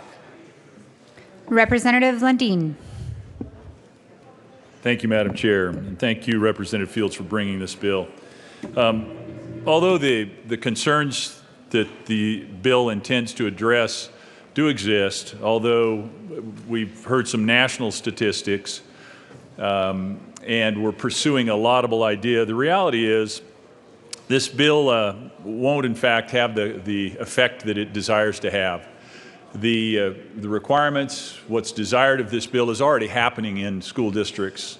They are approaching this challenge, this problem currently, and don't need a state regulation or a state statement requiring that they in fact do it.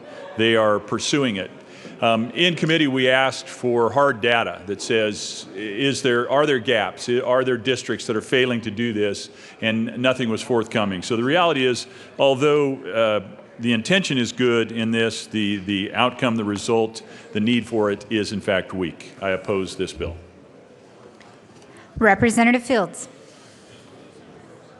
Thank you, Madam Chair. And there are current statistics. All you have to do is go to the Colorado Department of Public Safety and Environment, and there's a report that's specially tailored to address the child health issues. It was dated November 2014. And our young people are experiencing crisis. And it's something that we need to address. You can pull up the report, and the numbers are clearly identified there. And it just talks about how among Colorado children, even from the ages of 0 to 17, have one or more emotional behaviors that interferes with their abilities to be successful in school. So members, this is a bill where we do need to make sure that our children are getting referred to the appropriate services to make sure that they can successfully complete school and go on to having a very productive life. I urge you, I vote on House Bill 1305. Representative Lundin. Thank you very much. And to rise to respond to the question, the data that says students, teenagers, adolescents are struggling with angst, the data of that is present. There's no question about that. It is so today. It always has been so. The data that's gapping here, or the gap, is the need for schools to have the state telling them, you got to do something about this. The reality is they are doing it currently. And this bill, therefore, is searching to be a solution to a problem where the solution is already in place. Is there any further discussion on House Bill 1305? Representative Winholtz. Thank you. I would just like to say that on this particular bill, it just seems like we hear the stories over and over again about teachers having to spend so much time solving problems rather than having the time to teach their particular subject. So this is particular activity does not need a bill. This is happening already. So I encourage a no vote. Representative Brown. Thank you, Madam Chair, and I just want to ask the sponsor if Casby and Case, how they testified on this bill. Representative Brown. Thank you, Madam Chair. Did Casby and Case, did they testify in favor of this bill? Representative Fields. Thank you, Madam Chair. They did not testify in committee. Any further discussion? Representative Wilson. Thank you, Madam Chair. Colleagues, I'm in kind of a unique position on this bill.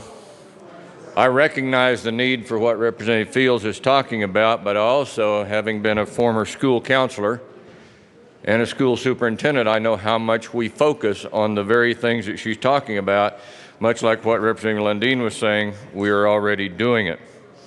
It was interesting to me in the testimony, former Senator Hudak testified and said, this is the most important bill of the year.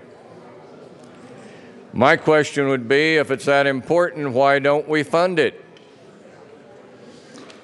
This is another one of those things that we come up with in this chamber that sounds like a great idea, but most of us aren't educators. Most of us aren't school counselors. Most of us aren't former administrators. So we don't realize the impact that these well-intentioned bills have on the actual function of the school. We are requiring districts to provide training. My question to you all, colleagues, would be, have you checked, before voting on this bill, have you checked with your administrators to see if this training is already taking place? Just saying. Finally, something came out as we were discussing this bill that said, quote, teachers don't understand their students. That, folks, is a slap in the face of every teacher, every administrator in the state of Colorado. We do understand students. We deal with them every day. We already have this type training going on. This bill is not necessary. I urge a no vote. Representative Singer.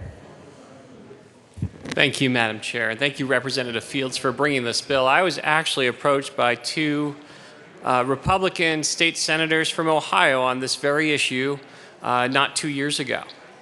There's a bill that's making its way through many state legislatures called the Jason Flatt Act. We know that the scourge of suicide and other major crises facing our teens just seems to be going up and up and up.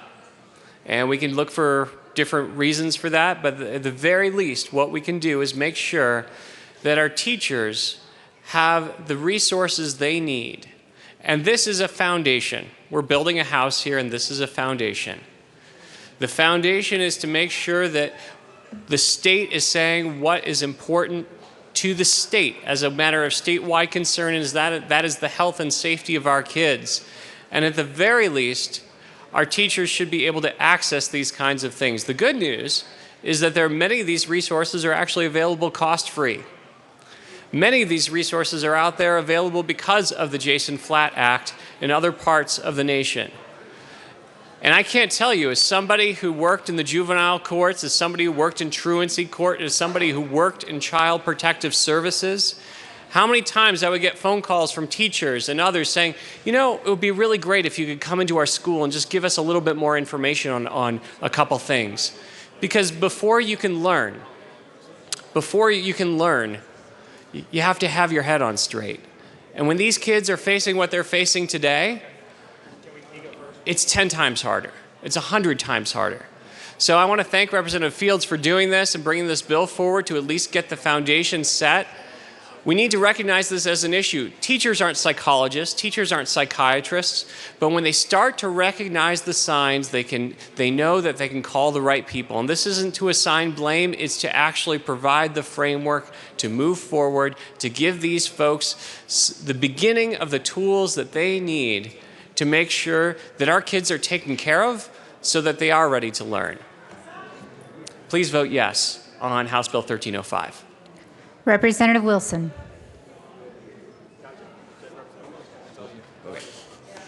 Right. Thank you, Madam Chair. Representative Singer, if I understood you correctly, you said that a couple of legislators from Ohio approached you on this. Did administrators and educators from Ohio approach you on this? Representative Singer. Thank you, Representative Wilson. Administrators and educators did not, but one of those state senators lost their son to suicide and wished that there had been some educators who had caught the signs before it was too late. Representative Wilson. Thank you, Madam Chair. And thank you, Representative Singer, for that. And I'm truly sorry that he did not get those signs caught. As parents, we should be picking up on those as well. My point in this is very simple. Colleagues, have you been bombarded with administrators and educators in the state of Colorado saying, we don't know how to deal with kids that are under stress. Please give us some help. That's the whole issue. Yeah. Do they actually say, we need the help, or are they doing everything possible, which I believe they are as an administrator and educator? We're doing everything possible within our schools to help ward off these things from happening. But there's more to it than the classroom, folks. If you want us to have that type of training, present that type of training, do it intensely, give us the funding, extend the school year, and we'll have a whole day on recognizing the stress indicators in our children. I still urge a no vote. Representative Everett. Thank you, Madam Chair. You know, I can't wait. We talk about local control here in this chamber quite a bit. So I guess local control, we actually hear from some Colorado senators, will be once this passes out of the chamber. However, I don't support this bill. This is already being done at the local level, first and foremost. At the same time, you know, all we hear is cut the strings, don't give us any more distractions. What I want to see, I want us to have less regulation, less things for teachers to worry about. I want to be in the classroom and just be able to teach. How about we just let them teach instead of another distraction, another training, something else is going to take them out of the classroom. Let's let our teachers do what they need to do, stay in the classroom, focus on the kids, and teach. Thanks. Is there any further discussion on House Bill 1305? Representative Fields. Thank you, Madam Chair. Members, this bill is needed. It's needed for the safety and security of our schools, of our students, of our administrators. We have almost 20 years of research as it relates to school safety protocols. We know what happens when people don't refer and share information when they see something that they're suspicious about or if they have a concern about it. We need to make sure that those folks are referred to keep our buildings and our administrators safe. We have reports on it. I'm happy to share those reports to you. We recently had the report from the Arapahoe High School shooting. And if you look at their recommendations, it goes on and on and on about the failure to report. That's all this bill does, is to make sure that teachers and administrators understand how they can refer and intervene when they see something that is suspicious. So I urge an aye vote on 1305. Is there any further discussion on House Bill 1305? Seeing none, the question before us is the passage of House Bill 1305. All those in favor, please say aye. Opposed, no. 1305 passes. Madam Majority Leader. Thank you, Madam Chair. I move to lay over House Bill 1366, House Bill 1420, House Bill 1421, and House Bill 1303 until April 19th. Are there any objections? Seeing none, House Bill 1366, House Bill 1420, House Bill 1421, and House Bill 1303 will be laid over at the request of the Majority Leader. Mr. Kohler, please read the title for House Bill 1349. House Bill 1349 by Representatives Wyden and Nordberg, also Senator Carroll, concerning continuation of the voluntary contribution to the Military Family Relief Fund. Representative Wyden and Representative Nordberg. Thank you, Madam Chair. I move House Bill 1349. To the bill, Representative Wyden. Thank you, Madam Chair. Members, this is one of the best bills we have every 5 years. It is to renew the tax checkoff for the Military Family Relief Fund. Members, this was started about 10 years ago. It has raised about $100,000 a year for our military families whose spouses are deployed and they have an emergency of some sort and they don't have the time or resources to go through a lot of red tape through federal agencies, etc. This fund is set up to work with them on a local level, and it's helping, several dozen of families every year with their emergencies. So we urge an aye vote on House Bill 1349. Representative Nordberg. Thank you, Madam Chair. Members, I echo the comments from Representative Wyden. Truly, if you talk to a service member that has been a beneficiary of this program, it's one of the best ones that we offer, and it's completely voluntary, provided by the tax checkoff. And when someone does transition from reserves or guard component to active duty, there generally is a financial hardship. So this really helps defray those costs. Great program. Would ask for a yes vote. Is there any further discussion on the passage of House Bill 1349? Seeing none, the question before us is the passage of House Bill 1349. All those in favor, please say aye. Aye. Opposed, no. 1349 passes. Mr. Kohler, please read the title for House Bill 1402. House Bill 1402 by Representatives Becker, Kay, and Lawrence, also Senators Holbert and Garcia, concerning a prohibition on the use of a device to allow a person to place a wager on a previously run sporting event. Representative Becker. Thank you, Madam Chair. I move for the passage of House Bill 1402. There is no committee report. To the bill, Representative Becker. Thank you, Madam Chair. House Bill 1402 concerns a prohibition of devices that allow people to vote bet on previous run horse races. These appear on machines that look like, act like, sound like, function like a slot machine. Slot machines are prohibited to the 3 towns in Colorado designated in the Constitution. That's Cripple Creek, Black Hawk, and Central City. We are just making it clear in law that these devices can only be played in those 3 cities. I ask for an aye vote. Any further discussion on House Bill 1402? Seeing none, the question before us is the passage of House Bill 1402. All those in favor say aye. Aye. Aye. Opposed, no. House Bill 1402 passes. Mr. Kohler, please read the title of Senate Bill 131. Senate Bill 131 by Senator Tate, also Representatives Pabon and Willett, concerning the management of assets for individuals in connection with clarifying the fiduciary's authority to suspend after a fiduciary receives notice. A petition for the fiduciary's removal has been filed, protecting adult war protected person's right to an attorney post-adjudication, preventing fiduciary from paying court costs or fees from out of the state after receiving notice of an action of the fiduciary's removal. This is yours, brother. Representative Pabon. Thank Mr. you, Speaker Madam Pro Tem. Chair. Madam Chair, I move Senate Bill 131 and the Finance Committee report. To the Finance Committee report. Thank you, Madam Chair. And in the Finance Committee, the Senate actually decided to put an amendment on regarding the consultation of the, I believe, the protected person. Just looking at. They couldn't do by law according to the bar, so we had to take it off. Yeah, so Representative Willetts whispered in my ear. So what they were requiring under the bill to do was not allowed under basically process and law, and so we wanted to take that out. And so that's amendment to the Finance Committee. That's what we did in the Finance Committee and asked for an aye vote.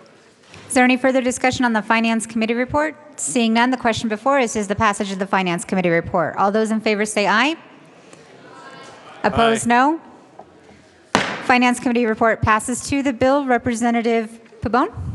Thank you, Madam Chair. And Madam Chair, this bill deals with when a fiduciary's authority is suspended as part of either a conservatorship or a guardianship action, and deals with, this is a bill brought by the Colorado Bar Association to address a fiduciary's removal, as well as a right to an attorney for a protected person or ward, and also how a fiduciary should be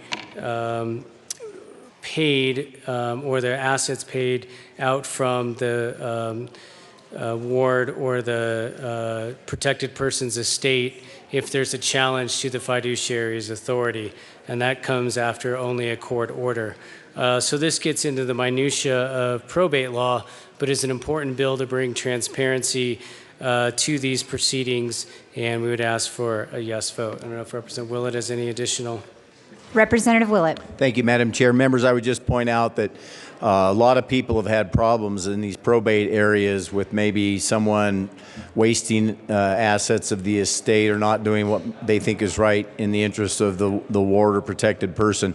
And a lot of these bills end up with a lot of opposition. This one did not, and a lot of the people that have been at the Capitol for years who've had problems in this process agreed that this is a bill in the right direction, and they support it. They wish it could go further, but they recognize this can't be, fixed overnight. So this had really no opposition and passed unanimously, and we'd ask likewise for an aye vote. Is there any further discussion on Senate Bill 131?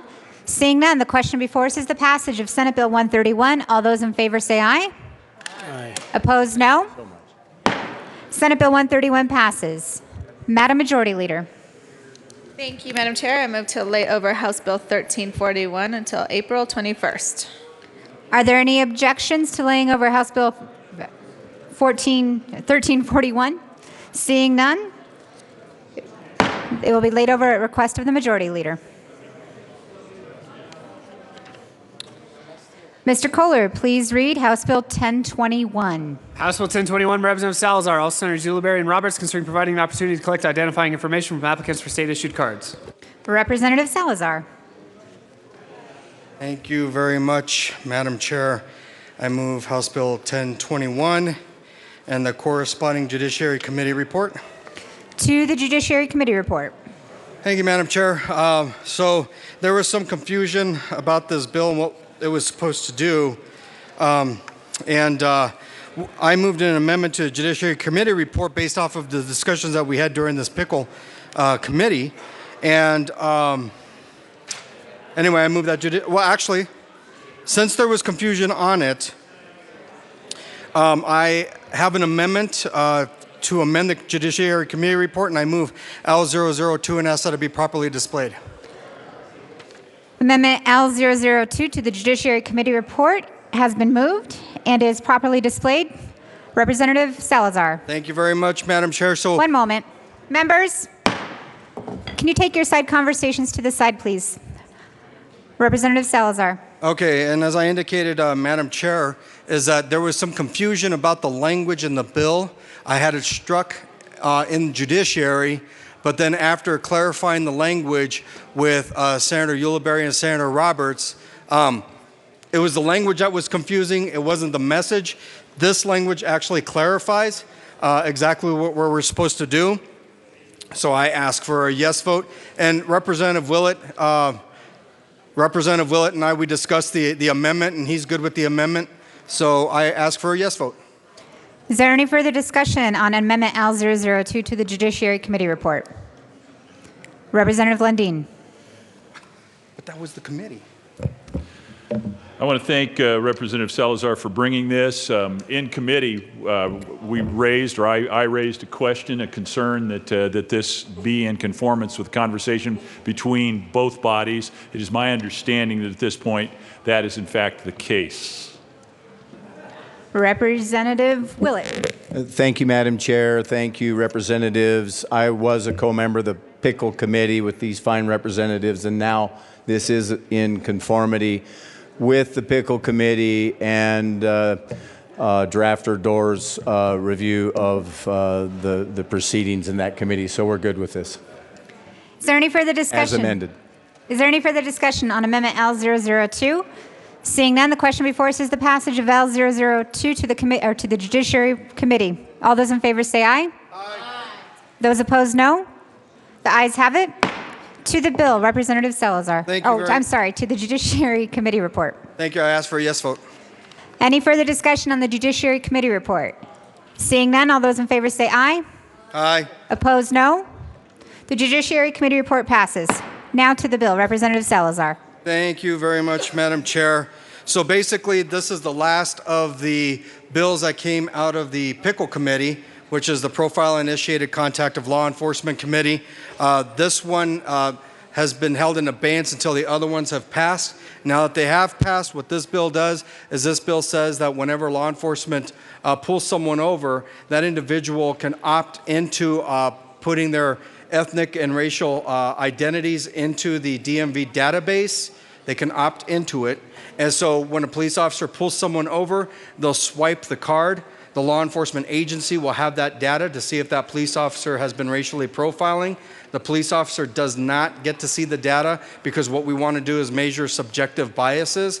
And so this came out of the Pickle Committee with Senator Roberts being the co-sponsor on it, and I ask for an aye vote. Is there any further discussion on House Bill 1021? Representative Melton. Representative Williams. Thank you, Madam Chair. And members, I rise in support of House Bill 16-1021. This is the minimal of minimal bills that we've been able to attempt to try to do some data collection around profiling. As Representative Salazar mentioned, that we reviewed this bill and had bipartisan support in the Pickle Committee. It was dependent upon the profiling bill passing, which you all supported unanimously, so we could collect all the data from the necessary and different communities, and I ask you for an aye vote. Representative Melton. Thank you, Madam Chair. Members, I rise in strong support of House Bill 1021 for two reasons. One, this is very important and very good for the community to be able to self-identify and for the state to then be able to collect data and determine where and when profiling is happening. And then two, it's good for law enforcement because they don't have to now second guess what ethnicity or what race someone is because that person is self-identifying themselves. And because it's optional, we're not forcing anyone to do this. We're allowing someone to step forward and give this information on their driver's license. And so I believe that this is a very happy median that hits the sweet spot. Ask for an aye vote. Is there any further discussion on House Bill 1021? Seeing none, the question before us is the passage of House Bill 1021. All those in favor say aye. Aye. Opposed, no. The ayes have it. House Bill 1021 passes.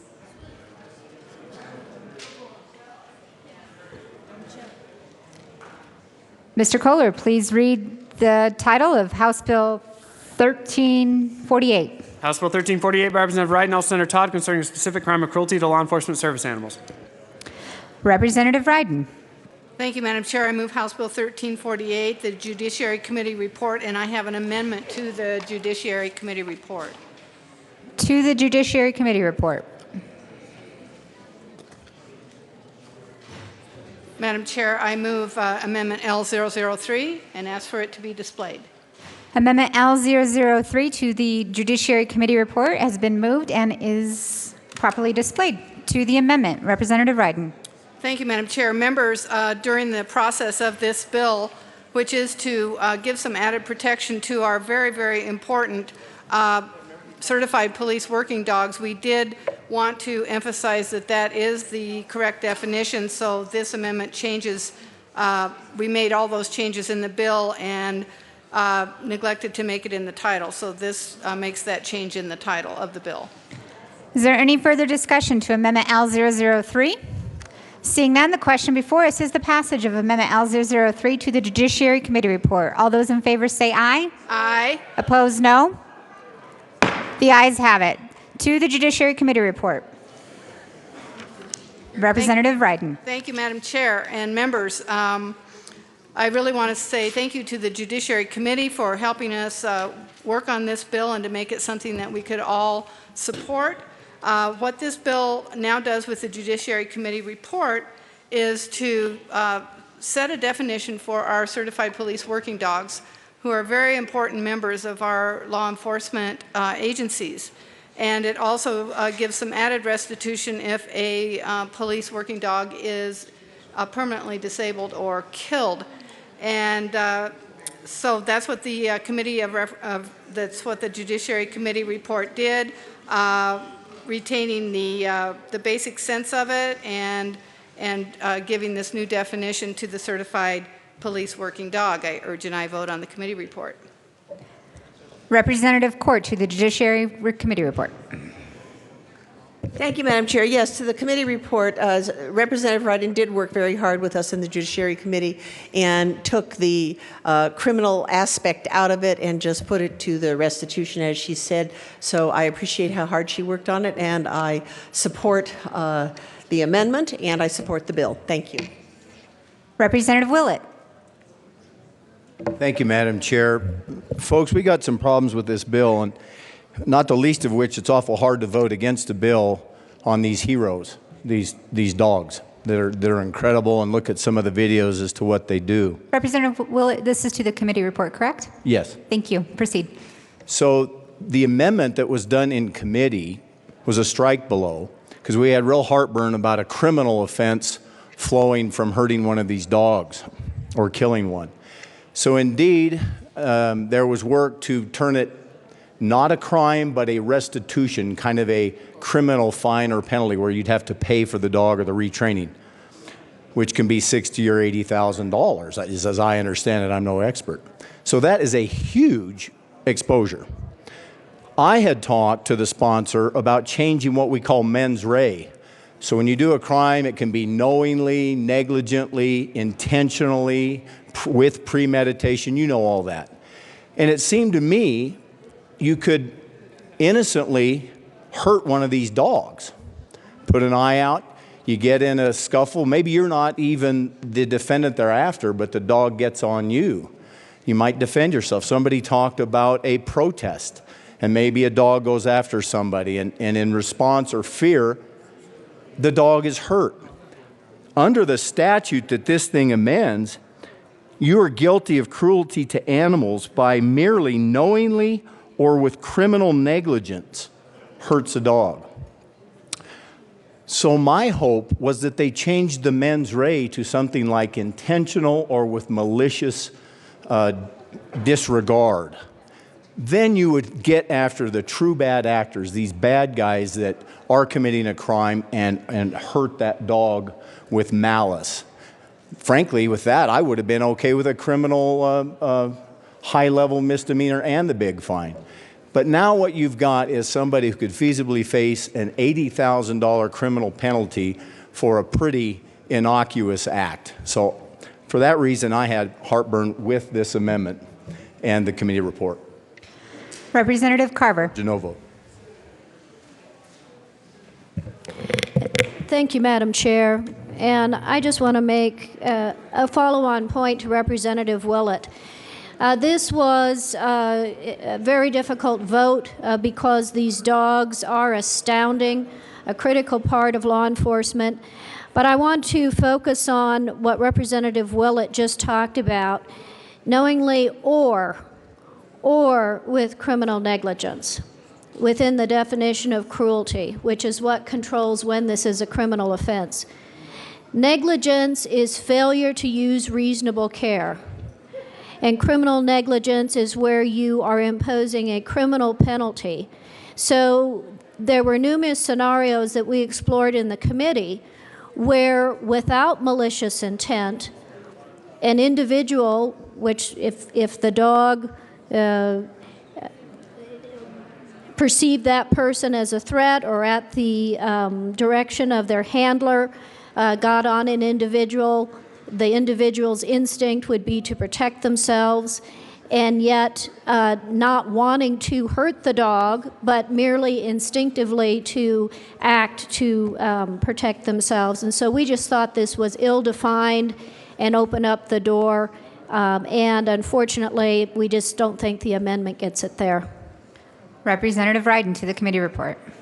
Thank you, Madam Chair. And members, I just want to remind you that the crime is already in statutes for cruelty to animals and aggravated cruelty to animals. So initially, we did want to raise those levels, but this amendment leaves those levels at the same place they are for cruelty to any animal. Representative Willett.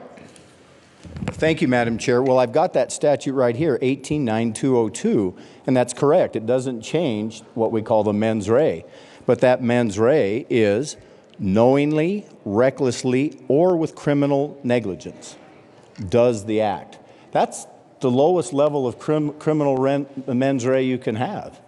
I mean, recklessly might arguably be middle, but it's not maliciously, it's not intentionally, it's not with premeditation. So it's the lowest mens rea. Representative Ryden. Thank you, Madam Chair. Members, I just would like to say that if you want to change the cruelty statutes, that would be another bill, because this bill leaves the penalties the same except for the restitution if the certified working police dog is permanently disabled or killed. So the actual penalties for cruelty and for aggravated cruelty remain the same as they are in the cruelty to animals statute. Is there any further discussion on the Judiciary Committee report? Mr. Representative Lundin. I would just point out that the distinction here is the state of mind may remain the same, but now the difference is there is a restitution component that is added. That is the change that the legislation would bring. And it therefore becomes relevant. If someone is in a situation, a protest or something of that nature, they feel threatened by the dog, take action that rises to the level of criminal negligence under a certain set of facts, circumstance, they could in fact be liable for the expense, which could be enormous, $60,000, $80,000, $100,000 for the restitution with regard to the animal. Is there any further discussion on the Judiciary Committee report? Representative Willett. Thank you, Madam Chair. My discussion is about discussion that is currently happening between some learned members about potentially a malicious intent addition to the mens rea that we might be able to amend the strike below amendment, and I think I could get support from my members if we did that. Representative Melton. Thank you, Madam Chair. I guess I have a couple of questions while these two members are discussing things.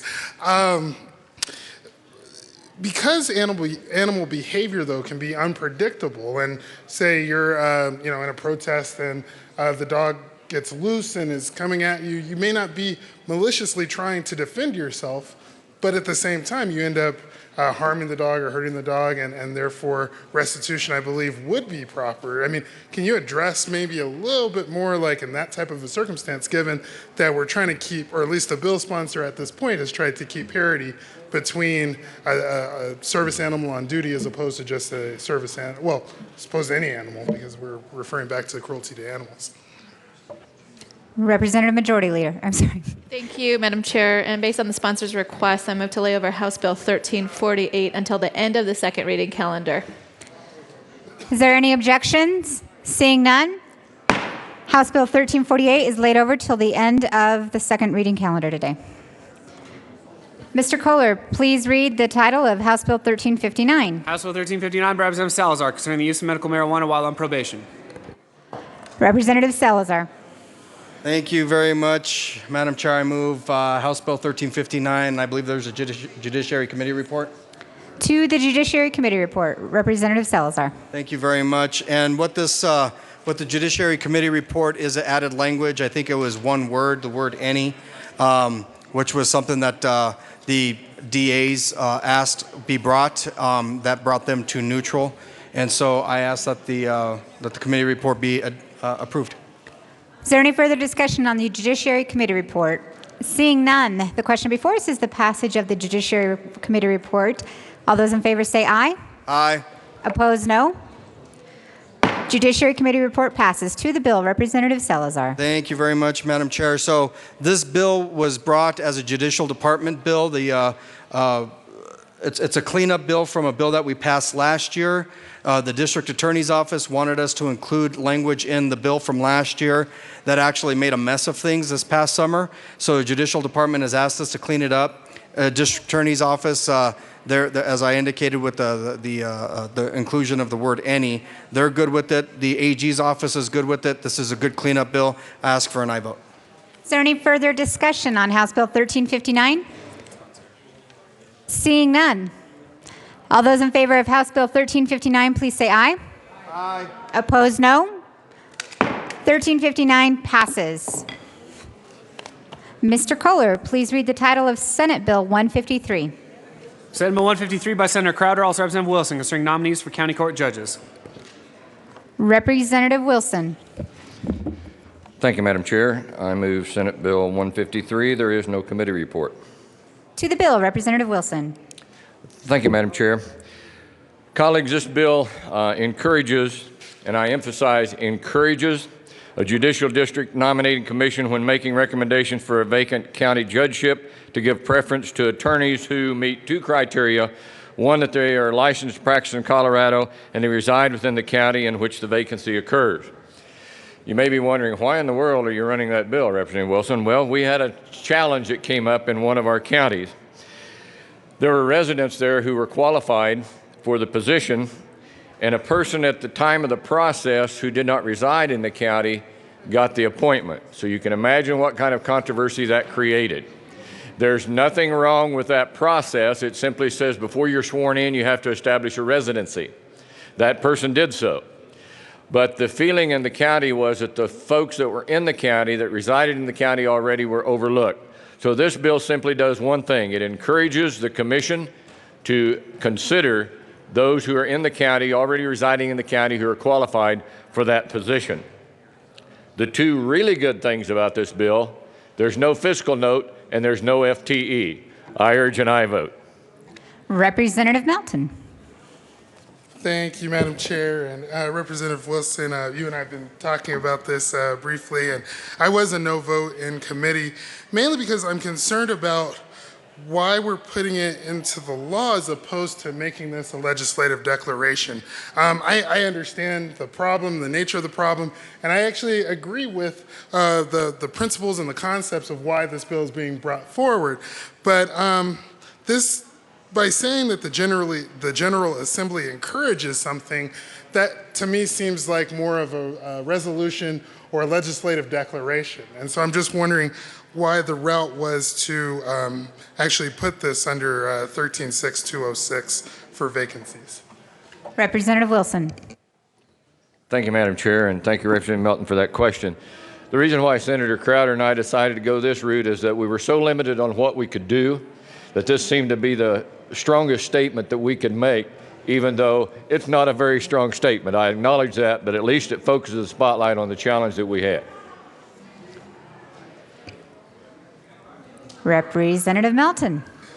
Thank you, Madam Chair, and I appreciate that, and I definitely understand that this does add a little more strength, but to me this is almost, and forgive this analogy, but it's almost having a tank with a pop gun in it. You know, I mean, it's adding this into statute, which I'm afraid we might be creating some type of unintended consequence by putting something in here that doesn't actually direct the Judicial District Nominating Commission to do, just giving them the message of encouragement. To me, this almost seems to be more of an issue for a legislative declaration, so that way the intent and the legislature's intent can be spelled out more. I'm kind of looking back at the drafters table to see if I can stop talking yet, but but I'm wondering, would you be amenable to actually putting this more as a legislative declaration within statute as opposed to making it a part of the actual statute? Representative Wilson. Thank you, Madam Chair, and thank you, Representative Melton, for bringing that point. To answer your question, no, simply because, and I really appreciate your analogy with the tank with a pop gun in it, because I hear you saying that you're an advocate for more firepower and more guns, so I appreciate that. This was the largest firearm I could pull out on this one, and so I don't want to water it down any more than it already is. The pop gun is limited in its caliber as it stands now. Representative Melton, this is to the bill, not the report, correct? Yes, Madam Chair, because I don't believe there is a report. So yes, this is to the bill. Kind of moving along the lines of the bill. Page 2, line 12, you're talking about giving preference. And I'm just wondering, is that supposed to be taken as like an enumerated preference, or just, again, a general thing to consider for the Judicial District Nominating Commission? Representative Wilson. Thank you, Madam Chair, and thank you, Representative Melton, for that question. The preference piece of that is simply, if all things are equal, the preference would be given to the current resident. The commission has all the latitude that it had before. And I would also point out that you're not just debating me on this. This is 35-0 coming out of the Senate. Representative Melton. Thank you, Madam Chair. And as the minority leader once said, you know, not everything that comes out of the Senate is always right. So I just want to make sure that we're, again, not creating any kind of unintentional consequence, again, by putting language in statute. But I think that I'm okay. No, I'm not.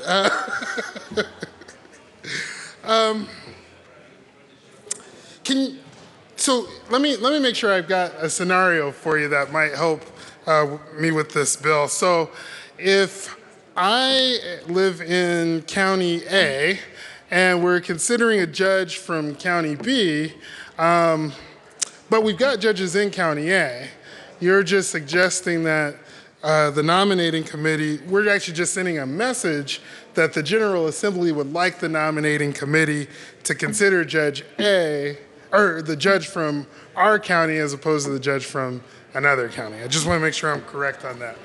Representative Wilson, you care to clarify? Representative Melton. Thank you. To the bill. Thank you, Madam Chair. And wow, I have a new appreciation for Representative Gardner. I think I understand where you're going with this, but as opposed, the bill's like literally a paragraph. Actually, I requested this bill be read at length. Representative Kohler. Representative Melton. Thank you, Madam Chair. I withdraw that request. Representative Kagan. To the bill. I urge an aye vote on Representative Wilson's Senate Bill 153. And what it does is it makes sure that local lawyers when they apply for county court positions, get considered. And they're given a close look. And it is good that county court judges be, all things being equal, be local people. And that local, well-respected practitioners, when judgeships come up, that those folks are not overlooked. And if a judicial nominating commission simply gets a list and doesn't pay any attention to where the nominees are from, that is a disservice to those local lawyers that know their jurisdictions well, that have been a part of the community, are well respected within the community. And what Representative Wilson's bill says is simply take a look at the local, well-respected folks. Give them a look in and don't just pass them over simply because your criteria go, how many years have they practiced law or whatever it is that they look at. Look at where they're from as well. Now, that's a net benefit to those counties. It's a net benefit to the bench. And I do urge an aye vote on Senate Bill 153. Is there any further discussion on Senate Bill 153? Seeing none, the question before us is the passage of Senate Bill 153. All those in favor say aye. Aye. Opposed, no. Senate Bill 153 passes. Madam Majority Leader. Thank you, Madam Chair. I move to lay over House Bill 1348 until tomorrow, April 19th. The motion, is there any objection to laying over 1348? Seeing none?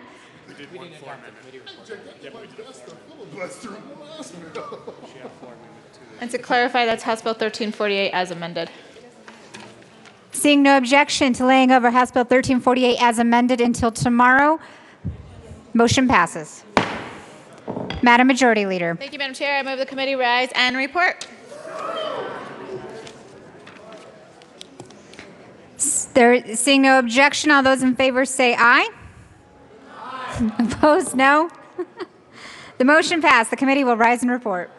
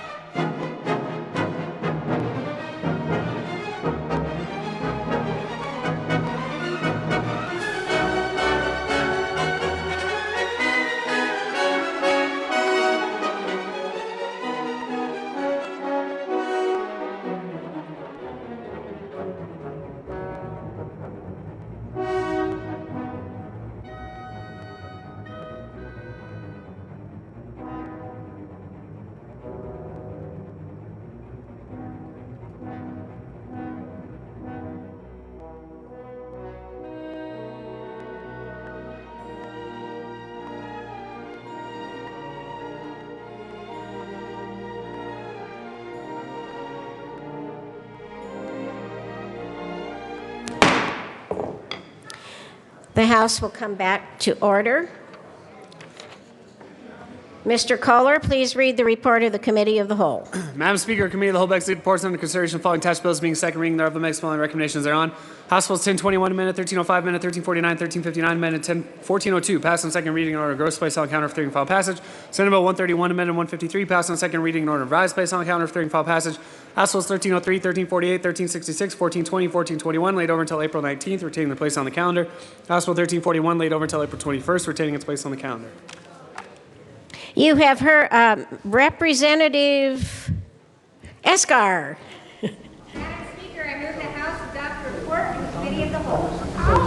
You have heard the motion, and there are no amendments. The question before the House is the adoption of the report of the Committee of the Whole. Mr. Kohler, please open the machine, and members proceed to vote.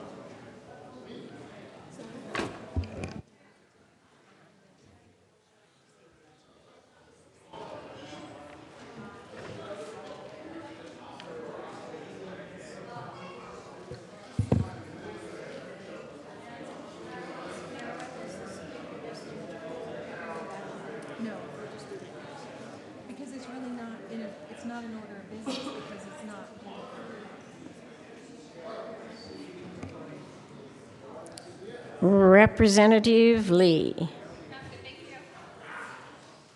Close the machine. With 64 ayes, no noes, and 1 excuse, the report of the Committee of the Whole is adopted. Mr. Kohler, please read the title of House Bill 1183. House Bill 1183, Representative Buckner, also Senator Crowder, concerning aligning changes made to the Federal Child Care and Development Block Grant reauthorization of 2014 to the Colorado Child Care Assistance Program. Representative Buckner. Thank you, Madam Speaker. I move that the Conference Committee be discharged and that the House adhere to its position on House Bill 1183. You have heard the motion. Representative Buckner, please proceed. Thank you, Madam Speaker. In this situation, the House seems to have the most wisdom. The Senate amendment did not align with the original intent of the bill. And to ensure we do not lose $70 million in federal funds, I ask for an aye vote. Is there discussion on the motion to discharge the Conference Committee and to adhere to the House position on House Bill 1183? Seeing none, Mr. Kohler, please open the machine and members proceed to vote. Is there discussion?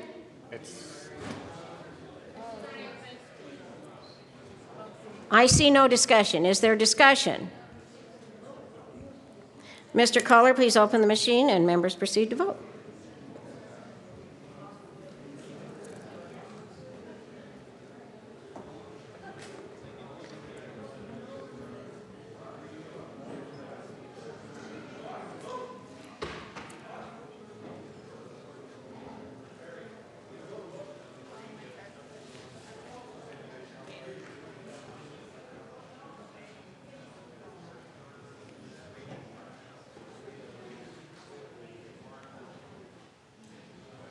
Close the machine.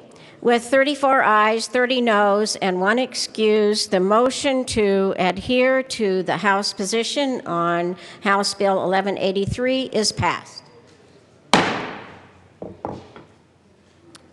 think we're into announcements and introductions, are we not? Announcements and introductions. No announcements. Oh, here we go. Looks like Representative McCann is ahead of the pack here. Please proceed, Representative McCann. Thank you, Madam Speaker. So members, on your desks, hopefully you'll have, if you don't, you will get one, the flyer for the next Claw Caucus meeting, which is on Thursday this week. It will be in LSBA from noon to 1:30. Lunch is provided, and we will be talking about PACFA, which is the Pet Animal Care Facilities Act. Which you may have been familiar with. Representative Lebsack did a bill last year to make some changes to PACFA, so it should be an interesting session at noon on Thursday. Thanks. Representative Vigil. Thank you, Madam Speaker. Members of the Agriculture, Livestock, and Natural Resources Committee, we will not meet today. They have nothing on our agenda, so I guess work on your stuff. Thanks. Representative Ryden. Thank you, Madam Speaker. Members of the State Veterans and Military Affairs Committee, we have another change in our schedule today. As I mentioned before, we will have Senate Bill 21 first. We will have Senate Bill 160 second with Representative Lundeen. So we'll see you at 1:30 in LSBA. Thank you. Representative Escar. Thank you, Madam Speaker, and I'm glad that those chips and salsa came in handy today.